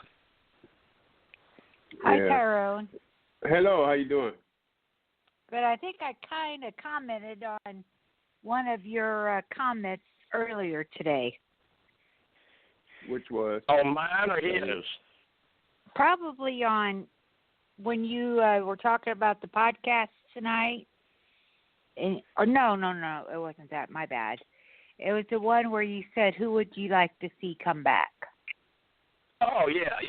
Tyrone, did you see that poll? Did you see that poll I did in Whispers where people? Oh yeah, I didn't see the. You need to go look. You need to go look at it. You need to go look at it, dude. They want to see you back. Oh, is that right? Yeah, you got a lot of votes. Yeah. It's honestly, it's a trap. I mean, everybody, Brenda got the most, of course, but you're like fourth or fifth. You're way up there. Really? But Yeah. Brenda's already been back, so it should be people who have not had another been on there before. But you know how Survivor fans are. You can do a poll and say, I want you to vote on who you think deserves to go back. And they still don't vote for their favorites. I mean, it don't matter. Exactly. They're still going to vote for their favorites. I think what still pisses me off, what still pisses me off is the fact that, Tyrone, you were trying to get Nayanka out, and yet she ends up staying, you end up going, and then later on she ends up quitting. She quit. Yeah. Yeah. Yeah. 28 days into it. Mm-hmm. And you could hear, I just seen this, I just rewatched this probably a few weeks ago. You've got Marty saying this is bullshit, and Elena. Can you imagine how Brenda felt that just got voted out and then goes to tribal council 2 straight times and watches 2 people quit? Yeah. Yeah, the very next day. That would suck. Yeah, that's not cool. Yeah, if I had the opportunity to go back, I'd go back. Bianca and Kelly are definitely ones that do not deserve to come back. I agree with Kelly. I don't know if I ever told you this, but I was telling them earlier. Purple Kelly had no idea what Survivor was. Lynn met her in a hotel elevator in Hawaii. And she had already cast somebody with a girl with purple streaks in her hair, but then she met Kelly in an elevator, and she liked Kelly, and she was real pretty and real young, so she talked to her about being on the show and gave her some DVDs to watch. Of course, Kelly didn't watch the DVDs. I mean, she's only 20 years old. She don't care. She's going to be on a TV show. That's all she's worried about. And they make her do the purple streaks because that's what they were going to do with the other person that they originally cast. The first day out there, Tyrone, I don't know if you were around. Well, you're on the different tribes, so no, you weren't around them. But the first day out there, when it was starting to get dark, Kelly went up to Brenda and asked, what time do we go to the hotel? And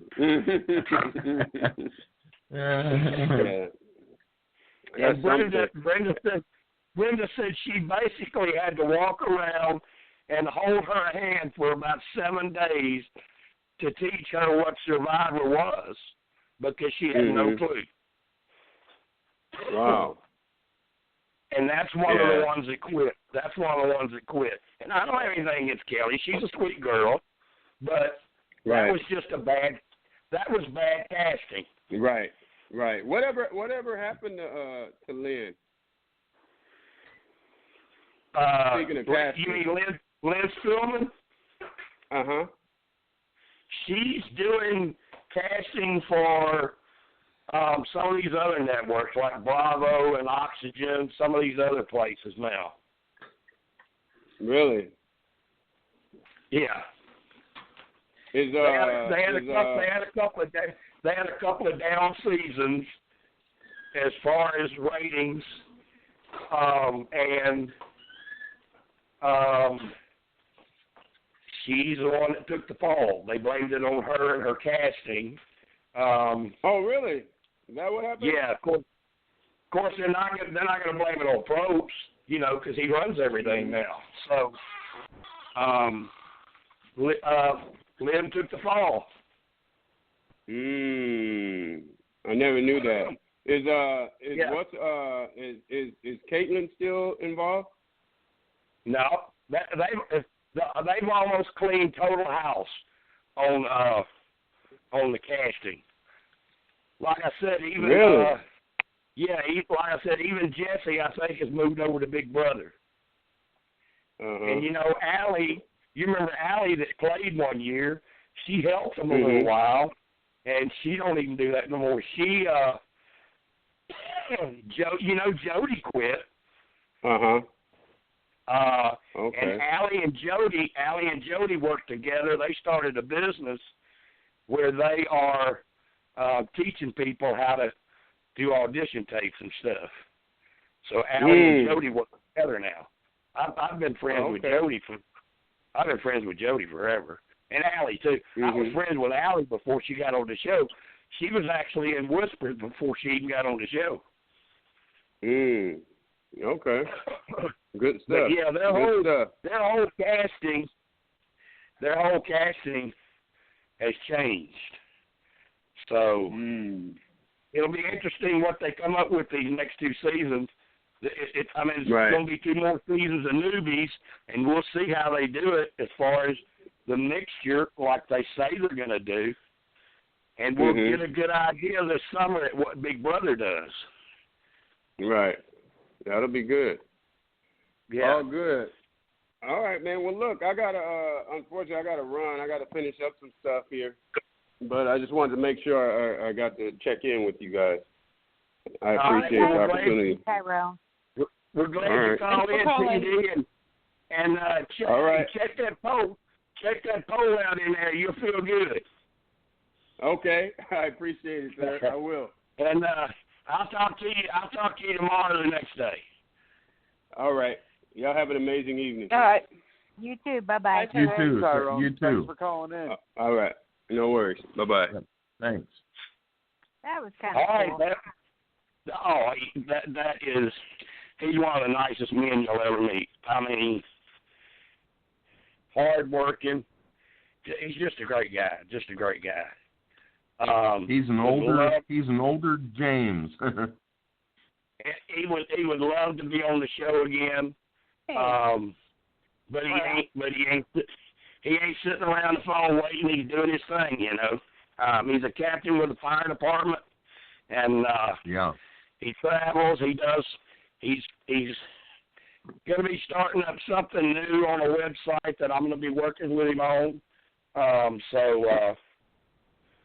He's a great guy, and I hate that you missed Holly because she was really, really good too. Yeah, I got to watching a movie and just lost track of time. Yeah. So let me knock out a few things. I can scratch off Tyrone in the wings because I wanted him to tell everybody what really happened, so people quit thinking he just sat there and ate everybody's damn wings when he didn't. I've told you about how they looked for idols. I've told you about Brenda and the medallion and why she was scared to climb the tree. Told you about Shannon and the telephone.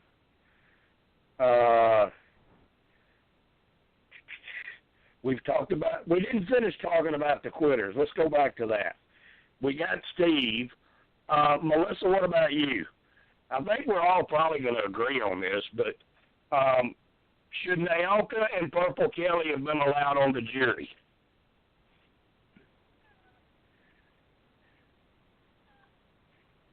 Melissa. Sorry, I was muted. I was talking to my cats. Oh, Uh-oh. You know what? You know what I just did? I just took my hat off and threw it down, thinking I'd have messed up another damn phone. Sorry, but no, I don't think that they should have been. I don't think they should have been. They should be allowed back at all. Sorry, so I don't think they should have been allowed to stay on the jury. And you also think that if it happened now, they wouldn't allow it? I think I even saw something about not. that they they even kind of said that in the finale that they would be examining that. Yeah, well, they were on the jury. JB, what about you? Do you think they deserve to be on the jury? Let's phrase it like this. I don't think anybody actually thinks they deserved it, but do you think, given the situation the show was in, do you think it was warranted that the show allowed it? Or do you think they should have took a stand and said, no, we're just not going to let them do it? I would have brought in a couple more people from Ponderosa and said, well, you're going to be on the jury now because these little girls decided to quit. Steve. Yeah. Where has the host of an online game removed people from the jury and added other people to it that had already been eliminated? I wonder. It happens to be a certain game that is currently on hiatus. I believe it's the Whispers games, actually. As a matter of fact, I was one of the people that was added to that said jury, along with I believe it was Michelle. Melissa, I have done that. Melissa, I have done that before in hosting our Whispers games. I have removed jury members before and replaced them with others. If the jury members were not showing up and watching and keeping up, or if they were just sitting there plotting and saying, oh, we don't like this one, we don't like that one, we don't like this one, I don't like that one, I don't like, and going by that instead of gameplay, I'll toss them off in a heartbeat. I take jury seriously in our online games because those people playing that are left, they deserve that and they earned that. On the topic of the Whispers games, does the winner get anything other than bragging rights? We have given prizes before. We haven't done it a lot, but we have given gift certificates and stuff before.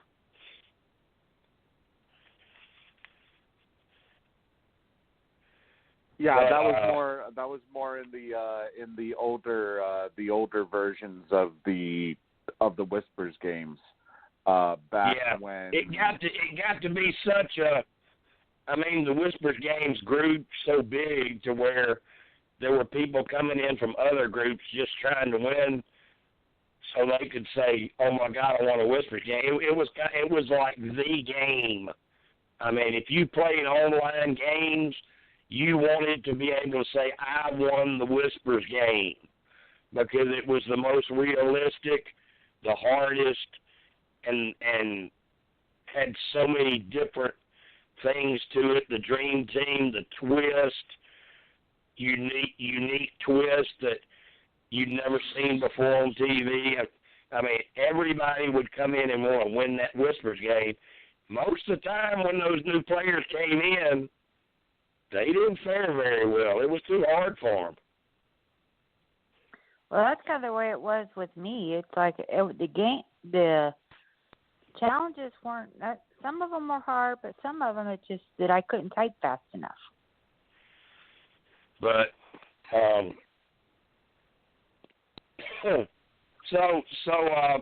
Teresa, you think both Naoka and Purple Kelly should have been tossed from the jury, and you think if it ever happens again, they won't allow it next time. Probably not. I mean, I can understand, not condone, but understand if they quit like day 10, day 12. But when you've got only 10, 12 days left, well, and Naoka just... There's another side to that. I don't know as much about Purple Kelly, but I know a lot about Naoka because we're friends. And I'm not defending her, but I'm just going to tell you what she's told me about it because we've had heart-to-hearts about it, you know.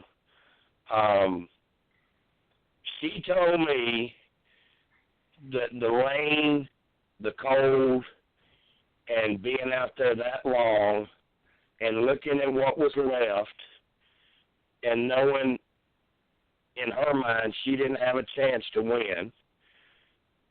And she said, she honest to God told me, she said, Jim, my bones were hurting is how bad I was feeling. I just couldn't take it no more. I just couldn't do it. So that's what she told me, and that's from a friend to a friend. She's not trying to bullshit some interviewer. She's just telling a friend of hers that she's known for 9 years. And of course, and I brought it up. You know, I said, well, what about Brenda? You know, because they were together. They were like salt and pepper. They were like this and that. They were together. And she had just turned on Brenda, and Brenda left, and now you're going to quit knowing how bad you just hurt Brenda, and then you're going to quit on top of it? And she said, Jim, that's just how horrible I felt. And yes, I felt bad about Brenda. And she said, and Brenda told me the same thing. When she started talking about it at Tribal Council, Brenda was nodding at her, no, shaking her head, no, don't quit, no. Brenda was trying to get her not to quit. She wanted her to stay in. But Naoka said, I just couldn't take it no more, Jim. I just could not take it no more. Yeah, I just finished, speaking of Brenda, I just finished watching Kara Moen again, like yesterday. And I felt so bad. I mean, she was heartbroken over her getting voted out in Kara Moen, especially by Dawn, who she considered a friend. Yeah, Brenda's a very fierce competitor. But that covers the whole Naoka thing. I'm kind of surprised. I was kind of surprised that as tight as her and Sash were, that she didn't vote for Sash in the end. All right, I can cover that for you. I've got the. See, I did something tonight I never, ever do. I wrote down notes so I didn't forget to tell you guys some stuff because there's so much on this season. And that's one of my, I'll read it right here. How do I have it wrote down? All right, we got JP versus Brenda still coming. Marty giving up Idol. Here it is, figuring second place votes. So we'll cover that now, and I can scratch it off. We've already covered that Brenda was a broadcast journalism major. She understood cameras. She found the medallion because of a camera. She found an idol because of a camera. She understood cameras. And we'll talk about this in a minute. We got 3 minutes before we go to the after show, so please don't get cut off because I've got a lot more good stuff to tell you that you probably haven't heard. I'm going to cover the fire, how that happened. But as far as where was I at with Brenda? What was I talking about with Brenda? Her and Sash. Oh, the cameras. Well, she didn't vote for Sash. Okay. Here's why. And she and I had I'll label it just a tiny disagreement over it. But because I talked to her about it, and I said, first of all, I said, if y'all knew the truth about that tribal council that they shut down, and we're going to talk about that, when Jane accused Sash of cheating, and Sash really didn't cheat, what would y'all have done? Brenda said, oh, Sash would have won the game. He would have beat Fabio. But at the time, they believed Jane, because Jane was with them on the jury and was feeding them this stuff, feeding them this lie. So they believed her. Now, in Brenda's mind, she remembered all the way back. You got 90 seconds, don't get cut off. Brenda remembered all the way back to when Shannon tried to take her out second in the game and thought he had Sash on board, and Sash flipped and helped save Brenda. Brenda wanted to reward Chase, not Sash, Chase. Brenda wanted to reward Chase for doing that. She wanted him to get second place money instead of Sash. So the vote was 5-4. I mean, it was a close vote. And I said, well, do you know that y'all could have screwed this up and Chase could have actually won if somebody didn't vote the way they said they were going to vote? She said, Jim, we had talked it all out. Everybody knew who was voting for who. When we walked in, we knew who was getting 5. We knew who was going to win, who was going to get second. We knew. And she said, I was going to vote for Sash because I knew if I was one of the ones not voting for the eventual winner, I was going to get more camera time. They were going to show my vote. That's how camera savvy Brenda is.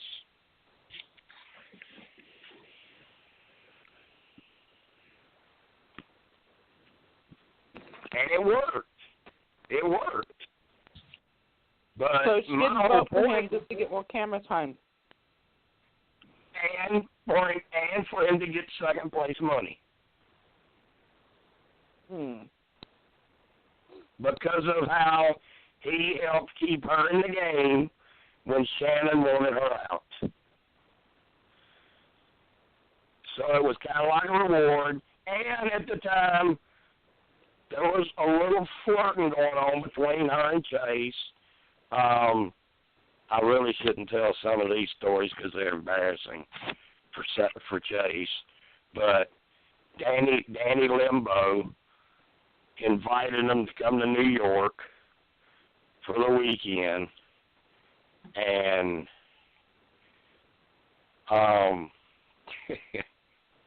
Brenda told me about it, and I was trying to keep Brenda from being out in the open, being out in the public, doing things. I wanted her kind of sheltered because I knew they were going to ask her back again, and I didn't want her to get in any situation that would hurt her, where they wouldn't ask her back. So I was suggesting, don't go do this, don't go do that, blah, blah, blah. And she said, Jim, do you know what Chase asked me? I said, what? He asked me, could his mama go with us?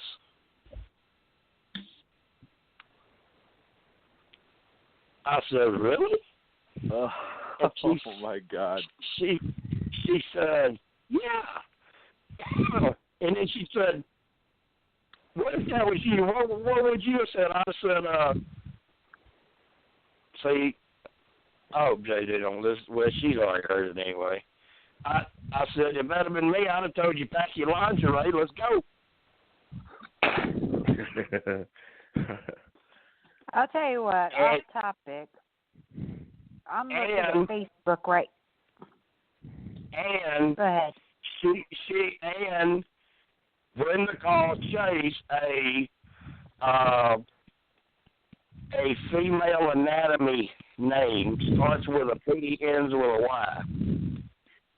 She said that's what he was. And I was friends with Chase. I was friends with Chase. I was kind of in the middle, you know. But they didn't go. And there was another thing. They had some kind of event in Houston, Texas, where a lot of reality people came from different shows. And Eliza got mad at me over this. Of course, she got over it because we're still good friends. But Shannon Elkins went to it. Hey, I saw her on CNN. She was commenting. Yeah. Sorry. But Eliza was a big part of it. And she's been telling people, we're going to have Brenda Lowe here from Survivor Nicaragua. She's going to be here, blah, blah, blah. And I heard about it. I talked to Brenda about it. I said, are you really going to go to this thing? You know, because you've done so good so far, just staying out of everything. And the one thing that you really need to go to is the one where it's like give kids a chance, whatever the name of that is. That's the one you need to go to, and that's it. That's it. And she said, I didn't tell her I was coming. And I said, well, she's telling everybody that you're coming. And she said, I did not tell Eliza I was coming. She asked me, and I said I didn't know. I said, okay, all right.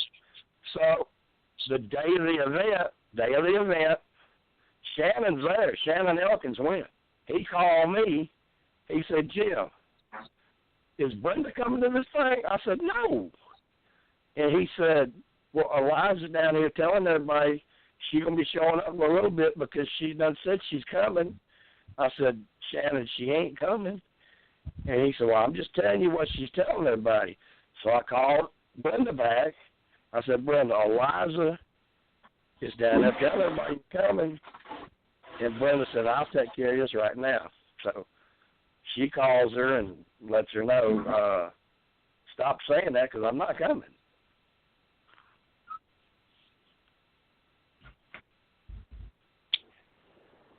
And Eliza blamed me because she said I talked Brenda out of going.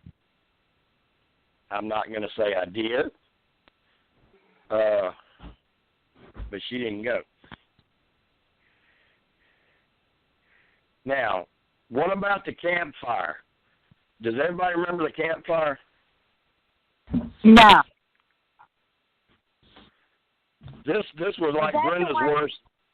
This was like Brenda's worst 2 days of the season. They leave to go do a challenge. Brenda doesn't win, and she knew she had to win or she was leaving. She didn't win. They come back, and the whole damn camp is on fire, burning down. Oh, okay, I remember that now. I just couldn't remember what season it was. Yeah. And they're all standing there watching, and the cameras are trying to get shots of everybody, and the gasp and the horrified look on their faces. And Brenda said, Jim, I couldn't do nothing but laugh because I thought it was funny as hell the way my day had gone. We come back and now the camp's burned down. And she said, I know they wanted me to cry or make a sad face, but I couldn't help it. I was laughing. But what happened was Jane, they had a crate out there. They had a wooden crate out there from Home Depot, and Jane left it too close to the fire, and it caught on fire, and it burned the whole camp down. They were trying to protect their fire. if I remember correctly, they were trying to protect their fire, so they put those things around it, and they even put something on top of it. It seems to me like. They put that crate too close to the fire. So, out of curiosity, what? And then that's when Brenda went to tribal and got voted out.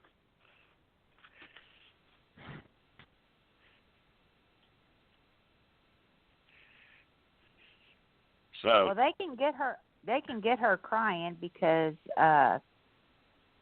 again, they showed video of her crying when Brandon went cray-cray and destroyed all their food. Well, they wasn't going to get her crying about that fire because she said she thought it was funny without her dad, y'all. Because she didn't win the challenge. She knew she was getting voted out that night. And so what's the damn camp burn? What do I care? I'm leaving anyway. Yeah, that's about right. I mean, if you're going to go out anyway, it's like, well, that's something that's not my problem. Yeah. So why not just let the whole world burn? Yeah, burn it down. Let me get a couple more. I'll get a couple more things in, and then we'll open it up and talk about what. If you've got questions, or we'll talk about anything. Or what season are you going to cover next week?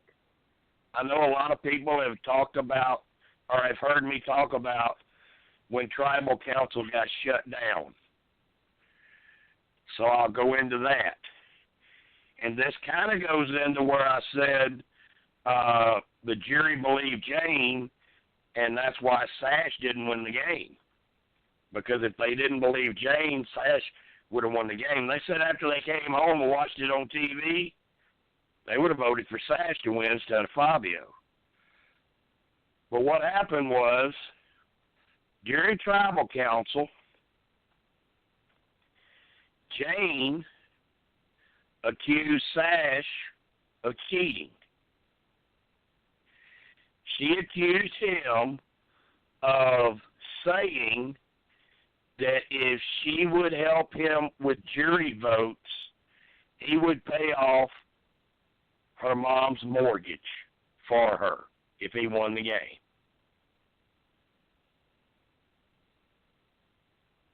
As soon as she said that, Jeff Probst said, cut. They cut all the cameras. Now all the producers are huddling up, trying to figure out, all right, how the hell are we going to handle this? What are we going to do? They decided just to let the jury decide if they believe Jane or not. Because Sash denied it. Didn't happen. He said, that's not what I told her. He said, I told her I would help her pay her mortgage, but I didn't do it in a manner of her helping me get votes. It was just if I got lucky enough to win, I felt bad for Jane, I'd help her pay her mortgage. Now, the kicker to this whole story is Jane is hard of hearing in one ear. And that's the ear that Sash whispered it in. So who do you believe?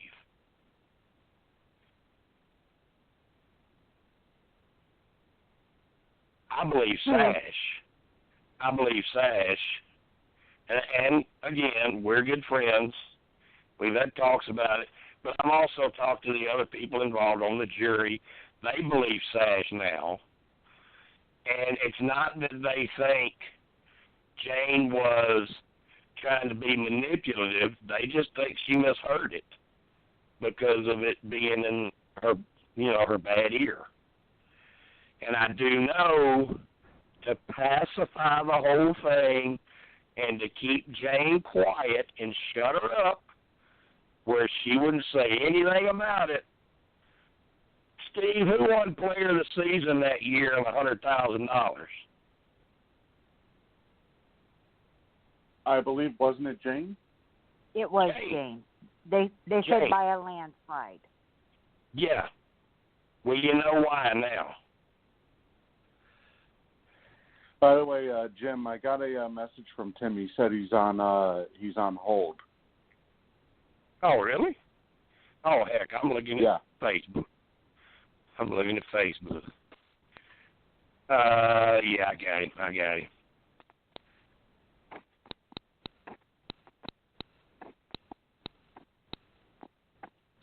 Everyone? Yeah, I got you. Yeah, I was wondering why I was on hold so long. I thought Steve was the button boy. After it went into the overtime, I stopped looking. I've been getting messages on Facebook from some survivors, and so I quit looking. That's my bad. Hey, give me a break. I ain't done this in a while. Yeah. And I've been through 3 damn phones, so don't give me no more trouble. Shoot. Oh, but anyway, Melissa, what do you think about that? That whole thing about the tribal count? Do you think the show handled it correctly and just did it the right way and said we're just going to let the jury decide? We're not going to get involved, and which story makes more sense, especially after Jane ends up with $100,000 for America's favorite. Well, I mean, I don't know. I'm having trouble remembering because I didn't get to the end when I was doing my refresher today. Well, you wouldn't have seen this. I'm trying to remember. I'm trying to remember how I felt. I really didn't want Sash to win. Okay. It seems to me like I didn't really want him to win. I didn't really want Fabio to win either. See, my I'm problem, not even sure that I wanted. I'm not even sure I wanted Chase to win. To be honest with you. My problem with this cast is that I like so many of them, and I'm good friends with so many of them. So it's hard for me, So I have to kind of go with what happened, and this what happened, that's what happened, and that's it. Maybe I would have wished it a different way, but, and back at the time, I was pulling for Brenda, even though I knew she wasn't going to win. A funny thing about Fabio that I was told from the cat, they said one of the funniest things about him being out there was watching him go through detox. Really? Yeah.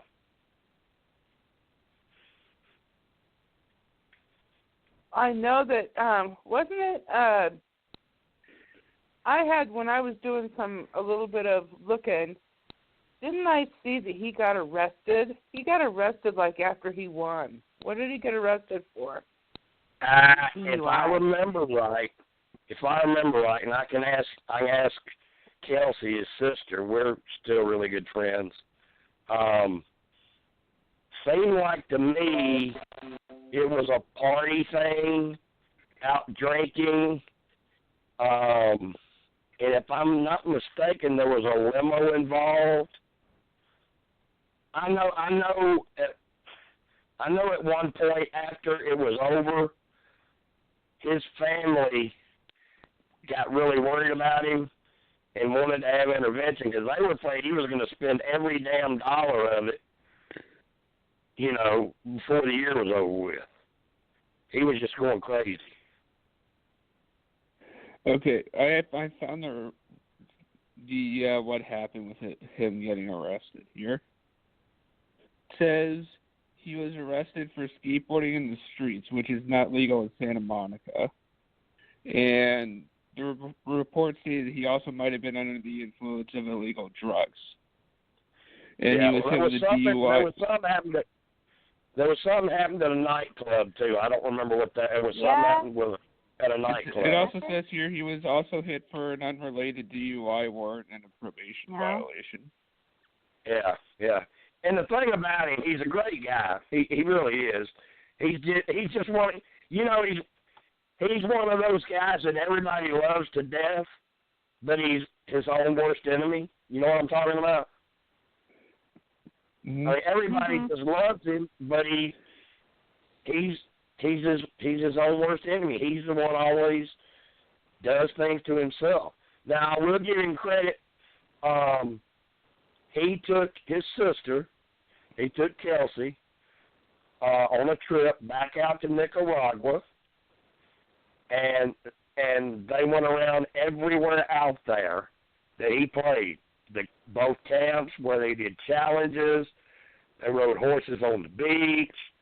So he was really good to his sister about that. And I do have another story about his sister and his mom that I'll talk about it in just a minute. But I mean, I like Fabio. I don't call him Fabio, but I call him Judd. His name's Judson. I usually call him Judd. And if you pay attention to my Facebook wall, you'll see his sister a lot of times either posting a comment or clicking like on my anti-Trump stuff. So she's married, got a couple of kids now, which she didn't back then. She found me when I was over at Survivor Sucks. She was following me in my post at Survivor Sucks and reading what all I was saying was going to happen, because he knew game-wise different things that happened, but he had no clue who won. He didn't know. He didn't know if he won or not. And so then when I started Whispers, Kelsey followed me over there, and we were still talking. And this is my Kelsey and her mom story. I think it's kind of sweet. She said, and this was before the finale, which we were all getting ready to go to, and that's another story. I bartered tickets between players. Shannon, you gonna use all the years? No, all right. I need 3 of yours to give to Brenda because she's got family coming from out of the country. Jill, are you using all yours? Okay. Chase needs 2 more. I was doing that with players getting ready for the finale. If you can believe that. I was doing that. But back to Kelsey and her mom, she messaged me one day and she was like, I don't really know how to ask you this, but you've been so nice all season telling us stuff that was going to happen. And now it's time for the finale, and Judson, he swears to God he don't know if he won or not. And I said, well, he's probably telling you the truth because it's not a blowout vote. It's pretty close, so he probably doesn't know. And I doubt the cast have told him. They've been kind of quiet about this. Normally they tell each other, but they didn't tell. They wanted it to be a surprise. And she said, well, here's my problem, Jim. She said, we don't have a whole lot of money. And if he's going to win, me and my mom are going to go out and buy new dresses so we'll look good when he comes out to the crowd. But if he's not going to win, we can't spend that money. I said, Kelsey, go get them dresses. She said, oh my God, he really won. I said, yeah, and you can tell him that you heard it from a little birdie. And when he did an interview after the finale, somebody asked him if he thought he was going to win, And he said, well, little birdie had said I was going to, so I was hoping I would.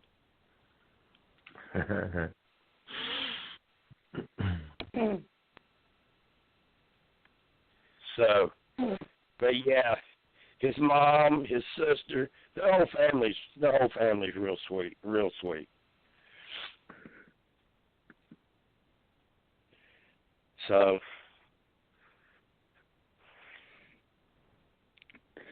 now there was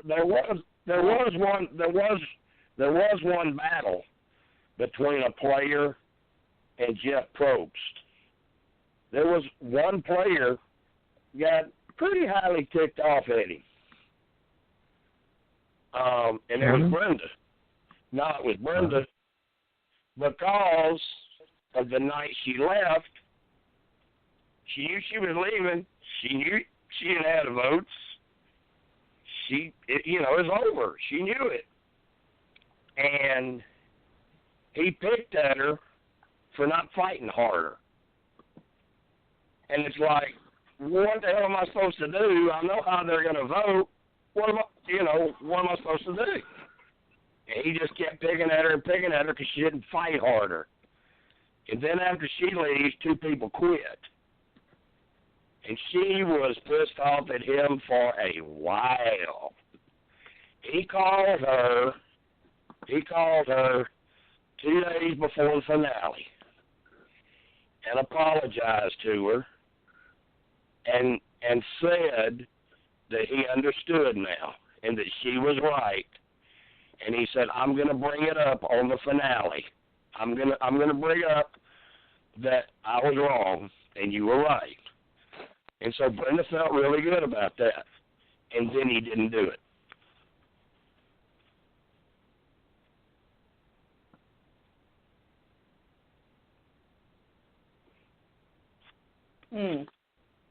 Kind of a jerk, huh? So kind of. She's still not that big of a Jeff Probst fan. Although she did get to play a couple more times, but I don't know. You're going to put her back on there. I mean, you're going to put people like her and Andrea, but you're going to keep putting them on there because fans love them. Fans want to see them. I don't know. I mean, he's kind of a jerk, isn't he? He can. I can tell you this. He don't like me.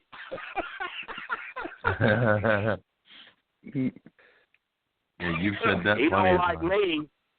When I was at the finale, he was, oh my God, he was going nuts because I was tweeting out and doing posts saying what was going on backstage, who was wearing what, this and that. I had pictures from rehearsals while they were on stage, and he was going bananas. He went to his assistant. I can't think of what her name was. Said she was a nice lady, but he went to her and he said, "Where is that son of a bitch?" Who said that? Jeff Probst said that about me. You a son of a bitch? Oh. What was that woman's name? It wasn't Lynn Spillman, it was somebody else. She was like Jeff's chief assistant, or probably main gopher if you want to know the truth. But it was so, and the players got a kick out of it. They thought it was funny as hell. Because I knew, everybody in the cast, they thought it was funny. I mean, this was back when the lawsuit had started. And they were suing me, trying to find out see if Russell Hance was a source. And there were a couple of cast members that were going to have free Missy AE shirts on up under their shirts, and they were going to get up and take their shirt off where you could see that, and they were going to walk off stage. Oh man.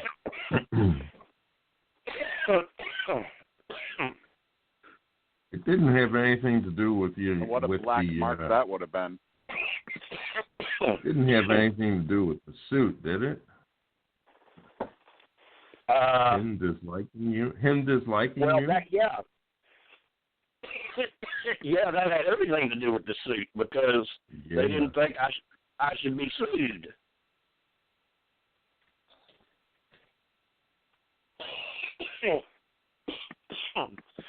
Excuse me. One of them was Shannon, and we were all sitting around eating, and Jennifer was texting him. He wasn't answering the text, and so she texted me. And she said, he's sitting right there with you, right? I said, yeah. She said, would you please tell him to answer my text? And so I get him to. And she's worried. She's worried. They took Shannon backstage. They threatened him saying the FCC was going to find the network because they started hearing rumors about what was being planned, started hearing rumors, and they were going to take at that time they were getting $10,000 appearance fee just to be on the finale. They were going to take his check, and if the FCC sued him, they were going to turn around and sue him. Plus, they took his phone away from him, so he couldn't be in contact with me, even though they didn't know where I was at. And so Jennifer, being a wife and a mother, Melissa and Teresa, I'm sure you can understand, she was scared to death, So then I start telling him, dude, maybe, we don't need to do this. We had it set up where there'd be a car outside, pick us up, everything. We had it all set up. And I felt bad for Jennifer, and I said, dude, we don't need to do this. Just don't need to do it. So, didn't do it, but he did take a picture holding his check that he got and leaning down over a commode like he was flushing it down the toilet.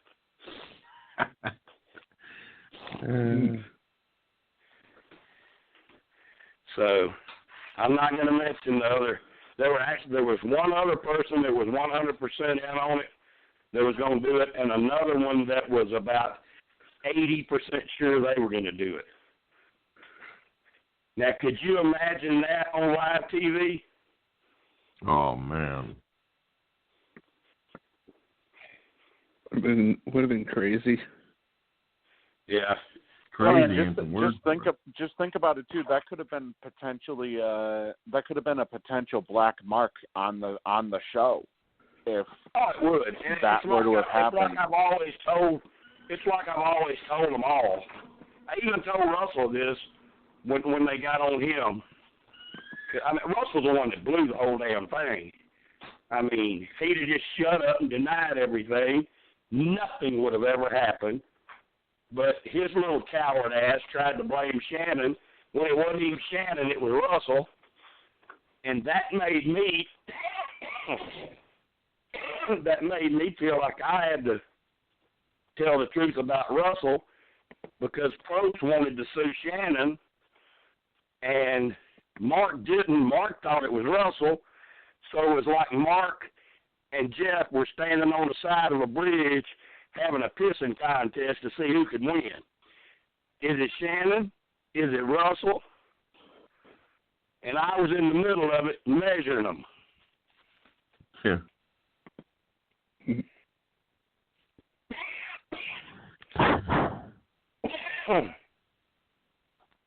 And I still remember when I scheduled my first interview, I called Shannon But the way we found out about that, was time that the survivor doctor, who was Dr. Ron. The way we found out, Dr. Ron got in touch with us and said, look, they done cornered Russell out here after he got voted out, and Mark's pissed off and told him, exact words he told Russell was, your gig is up.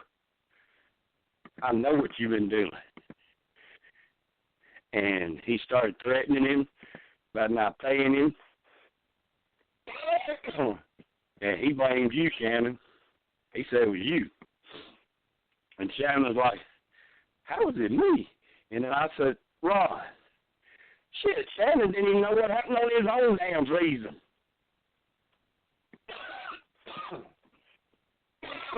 I told Shannon what happened after he got voted out. Shannon didn't even know. So Russell blew it all up. And then half the people are like, oh, well, you gave your source up. You're a snitch. No, I was trying to save Shannon from getting sued over nothing, because he would have had attorney fees and all kind of stuff. He had a family, he had little kids, and he didn't need that. And I remember I was driving from Arkansas to Memphis after I booked the first interview with who I wanted to book it with to get the word out. And it was Andy Denhart from Reality Blurred. And I told Shannon, I said, my interview's going to hit tomorrow. I did it today. My interview's going to hit tomorrow. I'm going to clear you, and I'm going to name Russell. And he started crying. He said, what do I have to do for you? I said, nothing, man. No. He said, no. Nobody ever does somebody like this if they don't want something. I said, I don't want nothing, Shannon. Russell's the one screwed this up. So that's how it all happened. So they can call me a snitch, a rat, whatever they want to, but that's the reason that I told him it was Russell. And when I was talking to Mark, I told him. The main thing Mark was worried about was that anybody on his crew. He was worried about his crew. He loved his crew. The production people, the ones that build the sets, the challenges. Mark was crazy about them people. I said, Mark, I don't even know those people. I have no idea who they even are. So, no, stop worrying about that. And then he said, well, it's got to be the guy I think it is. I said, I'm going to give you one name, Mark. That's all I'm going to give you. Don't ask me no more. Don't ask me for anybody. I'm going to give you one name. I said, Russell Hance. He said, that's who I thought. And then he started bringing up other names. I said, Mark, what'd I tell you? I wasn't going to tell you nothing but one name. He said, okay, fair enough. And that was it.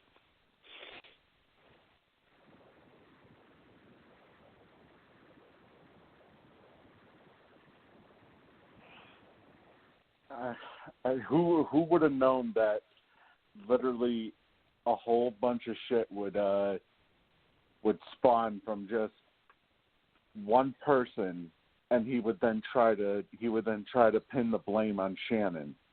Really? When I got that call, Steve, I was driving. Yeah, I was still out working, trying to build my business. I was driving instead of flying at that point. I was driving from Memphis to Jackson, Mississippi on I-55. And that's when I got the call when Dr. Ron was telling me and Shannon what Russell did. I got so damn pissed off I had to pull over on the side of the interstate. I was so oh my God, I was mad at Russell. Oh. Because all he had to do was shut up. Because we had a nice click going, man. We had me and him. We had Brandon. We had Willie. We had Shannon. We had James Clement. We had Chris Stiegel from Big Brother. We had the Hanson Daddy. I mean, we had a name. We call ourselves the Bad Boys. We were the Bad Boys. And Russell's the one that blew it all up. He blew it all up by trying to blame somebody else instead of sitting there being a man and either saying, yeah, I did it, or what he should have done, I have no idea what you're talking about, Mark. I have no idea. But instead he tried to save his own ass. Instead he said Shannon Elkins. And Mark knew that was a lie because Shannon wouldn't have known some of that information. Yeah, it's pathetic that. And I swear to God, I'm not lying to you guys. I am not lying to you guys. On Shannon's season, he did not know a whole lot of what happened after he got voted out. I told him. I was telling him every week what was going to happen. The way I met him, I was walking around the mall in Memphis, and I was not Christmas shopping, school shopping for clothes for Christopher. We were out buying all his school clothes. I get this phone call from a number I didn't recognize, and I answered it, and I, hello, and he's like, are you Miss EAE? And I'm like, yeah. He's like, oh, okay. Well, I was given your number by a friend of mine, and I'm fixing to be on the next season of the show, and they told me you could help kind of pimp me out and help me out on the internet. And, of course, I don't know if this is, because I get a lot of just BS calls, too, you know, that aren't true. And so I'm like, okay, well, yeah, I could probably do that, but right now I'm busy. You know, I'm out doing some shopping. Call me tomorrow and we'll talk. When he called me the next day, you know, and it was Shannon, and we got to know each other. We got real close, and I knew he wasn't lying. I knew he was telling me the truth. And, I mean, hell, we even got Shaq to do a tweet. Shaq even did that really pissed Probst off. Oh, my God. Because Shannon knew Shaq from LSU, because Shannon lived down in Lafayette, big LSU fan, and he met Shaq. Shaq has been to his house.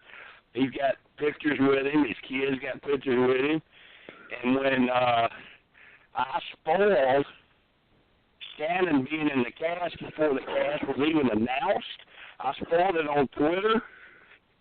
Shaq retweeted my tweet and said, thanks to Missy A.E. for spoiling my boy Shannon Elkins being on Survivor. They said folks went freaking nuts because it got like 1 million tweets. I'm like, why would he be going, they should be happy. Look at the advertising he just got.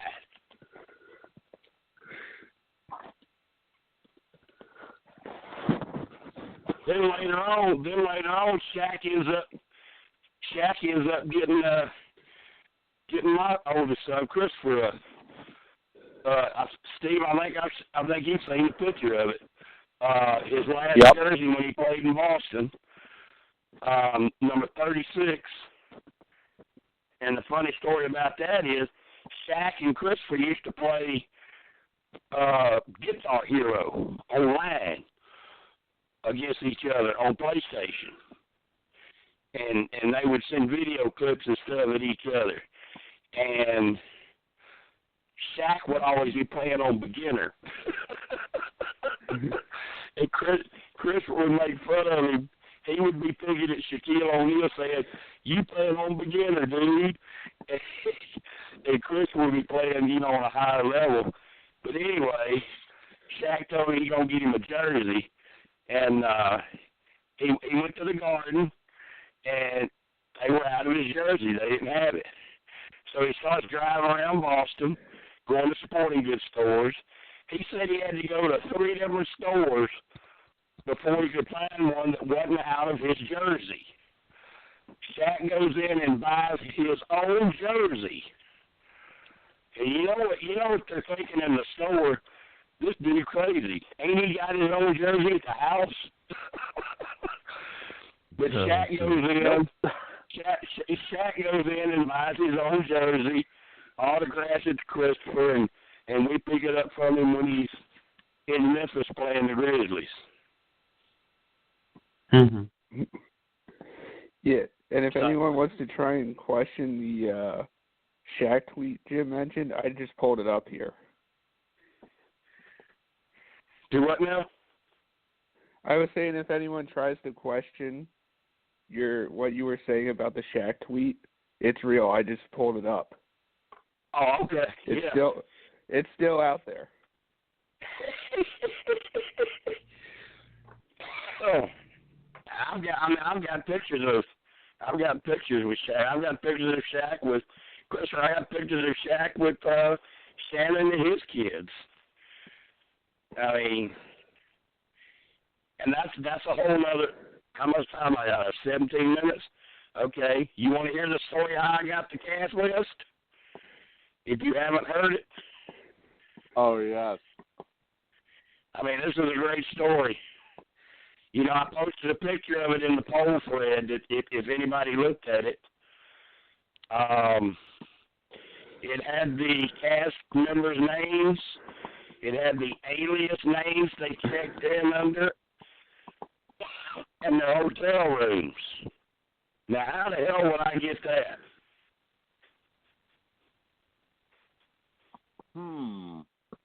I wonder. Well, one of the producers, they were going room to room. They were in Miami before they were fixing to leave. Producers were going room to room, checking on all the players, because they had them there ready to go, had them in their rooms, and whoever the producer was that went to Shannon's room accidentally left that list in there. I mean, because you got to understand, these players, they don't even know who's in the cast yet. You know, they see people in the hallways and stuff, but they don't know, is that one in? Is that one in? He accidentally leaves it in Shannon's room. Shannon looks it over, sees some names. He hides it behind a mirror hanging on the wall in the hotel room. They go off. They're 39 days. Actually, it's more than that. It's like 46 days because they have to go through safety stuff and take some classes. And so he gets home. And, of course, that's when he contacts me. And I'm like, well, who else was in the cast? He's like, shit, I don't know many of them. I didn't last long. All right. Okay. And he said, but, hey, I did have a list. And I said, well, just read the list. He said, no, a producer left it in my hotel room, and I stuck it behind a mirror, so maybe it's still there. I said, so you're going to go to Miami and look for it? He said, no, you go look for it. And I said, all right, let's try this. Call them, tell them that was your room, you hid something behind the mirror, and you want security to get it and mail it to you. He said, all right, so he tried that. No, they ain't going for that. They won't do that. So we're like, how are we going to get that damn list? At the time, Shaq was involved with the deputy sheriff's department down there. He's into that. You know, he's like a registered deputy here and there, like in Miami, Atlanta, different places. So we're like, okay, we'll get Shaq to go. Surely they'll let Shaq in there. So Shaq goes to the hotel, says that he had a friend left something in there, in that room, and he wants to get it. Who's going to tell Shaq no? They're not going to tell Shaq no. That's Shaquille O'Neal. So Shaq goes in, looks behind the mirror, and the damn paper's still there. It's still there. And he shows it to the security guard. He said, here it is. It's right where it was. This is it, right where it's supposed to be. Security guard's like, great, hey, whoopee. And so Shaq's got it, and then he faxes it to me.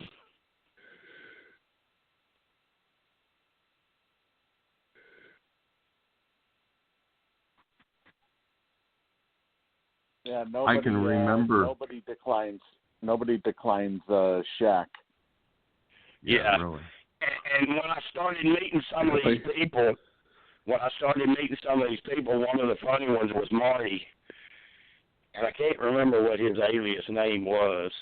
I looked over the list again today, but I can't remember what it was. But when I was first meeting Marty and starting to talk to him, I called him by his alias name. He said, what Marty told me was, dude, you're fucking scaring me. It says here, I have the list pulled up. His name, it says here, was Frank Martin. Yeah. If you look at the funny one, the one I thought was funny, and Melissa, I don't know if you watched any of these old shows. JB may have watched some of these old shows. The one I thought was funny was Jimmy Johnson's name, because they used the name of a character off the old Dallas TV show.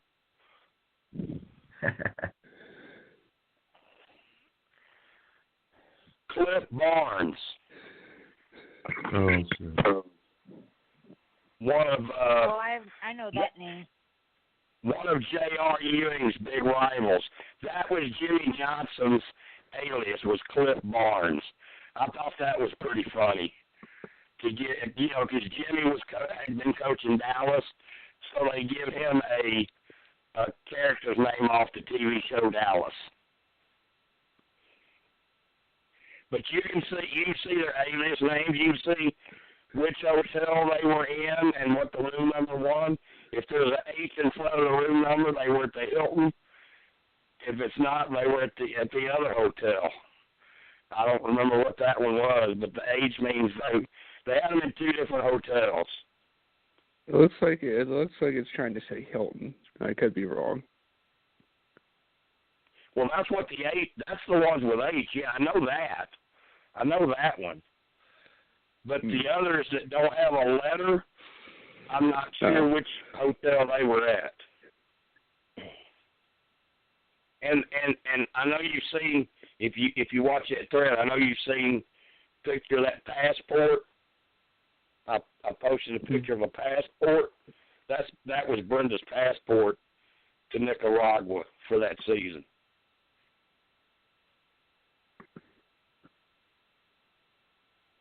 Oh, wow. JB, are you on here? Yeah. Okay, I'm looking at the thread for tonight. I think we really pissed Eddie off that one night. I talked to Eddie last night. I talked to Eddie twice today. I guess he doesn't believe me, because I told him we've never done a Survivor podcast where we talk about politics. We never have. I said, I don't know what else I can do for you, Eddie.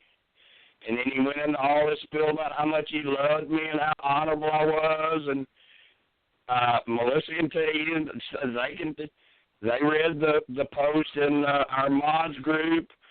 Laurie made the comment, one thing's for sure, he loves you. But even after Holly showed up, I sent him another message. I said, Holly's here. He didn't even reply. I mean, I don't know anything else I can do. Kind of sounds to me like he had no plans on even showing up anyways tonight. I guess he'll show up when the next two seasons start airing. He wants to hear spoilers. Yeah. Which season are you going to discuss next week? I haven't decided yet. Y'all got any ideas? What would you like to talk about?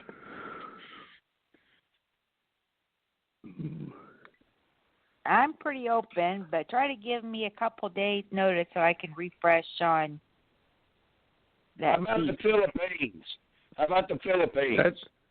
I was about to suggest either that or Cagayan. Yeah, how about the Philippines? Let's do one with Abby and Pitt. They had another great cast. That was a wild season. I can tell you how Abby, honest to God, really did damage her knee on day one. And a lot of people are like, oh, is she just like Sandra? She said, no, she, honest to God, was really, really hurt. Yeah, that's where I goofed. I think I said that. I got a lot of connections to that season. So y'all want to do the Philippines next week? Yeah. Yeah, we can do that. Sure. I just saw that one too, and I think I commented, and then I was still watching it, and then when they said something about Abby's knee, I'm like, oh, that's probably reference to what Jim was talking about. So yeah, I could see that. I do love Survivor Philippines. Maybe I'll get Abby to call in. Yeah, that'd be cool. Yeah, I don't want to bother Penner right now. I'll get right to work on that. I don't want to bother Penner right now after what all he's just gone through. But he would do it. He would call, but I don't want to be the one to ask him to do that with what all he's dealing with right now. Yeah, I agree. Yeah, I agree with that. But, well, I will say nothing. I can. It's a long shot. I can. Oh God. Oh, I don't know if I should do that or not. If I'm gonna get Abby, I was going to say I can probably get RC. Oh God. That would be hilarious. Oh God. So what Jim, I think you might have a riot on your hands if that happens. Yeah. So, Jim and Steve and everybody, what do you all think about that stupid, crazy chick who decided to put Gorilla Glue on her hair? Oh my God. I don't even want to get started on that. Unfortunately, that's what she deserves for being that stupid. I mean, how stupid can you be? Seriously. And I'm fixing to tell off on myself so y'all can all go tell everybody stupid I was as a child.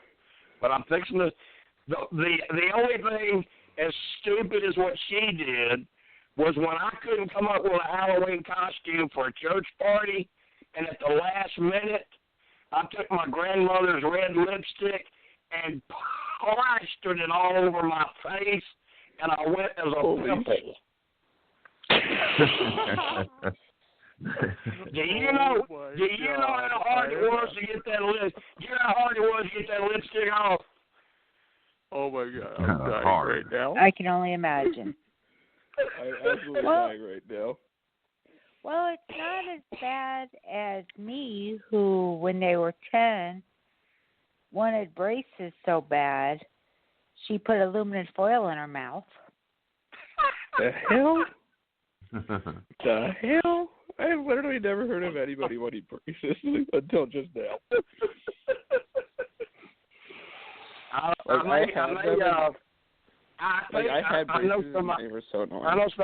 know somebody else I can probably get to call. I can probably get Zane Knight to call in. Oh God, you would be entertaining. Oh my God, I want him to tell all of y'all what he said on his audition tape.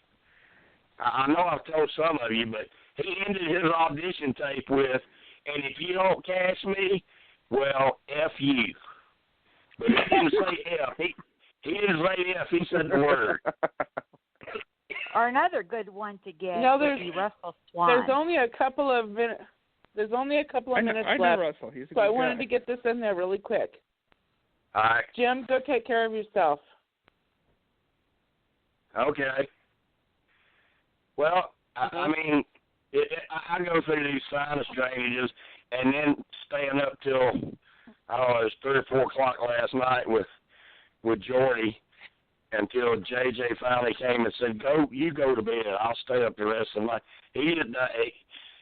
We've been really blessed with kids sleeping good. He's not being good. He's not being good. He's being a pain in the ass. Yeah, he's being a pain in the ass, and I've already got a pain in the shoulder and the arm from the pinched nerve. So, but it's nothing serious, Melissa. But I appreciate what you said. It's just a sinus drainage, and it'll go away. It happens all the time in the winter. Steve, all of them that do pods can tell you. Yeah, there's going to be 4, 5, 6 of these he goes through like this, and then he'll be okay. Well, I'm glad I have a snow day tomorrow. I'm off of work tomorrow. With my internship, I get Fridays off. Well, I wish we wasn't gonna get no snow, because I guarantee you, by the time Monday comes around, I'm gonna be outside having to try to build a damn snowman. Well, it's single-digit temperatures here tomorrow, so we've had so they snow called like us 3 days. and said. So they called us and said, due to bad weather, we will not be having school. In fact, when I drove back from Illinois Sunday, we had a case of water in a bottled water in our trunk of our car. By the time we made it back to Kansas, that water had frozen. Yeah. All right, Steve, get your artwork ready for Philippines next week, and we're down to about Already 20 or 30 seconds. It was fun. I hope you guys enjoyed it and learned a lot and enjoyed Holly and TD coming on. Thanks a lot, and we'll do it next week. Yep, see y'all next week. Hello, and goodbye, everybody. Thanks, Awkward Jim. silence. Yes. Awkward.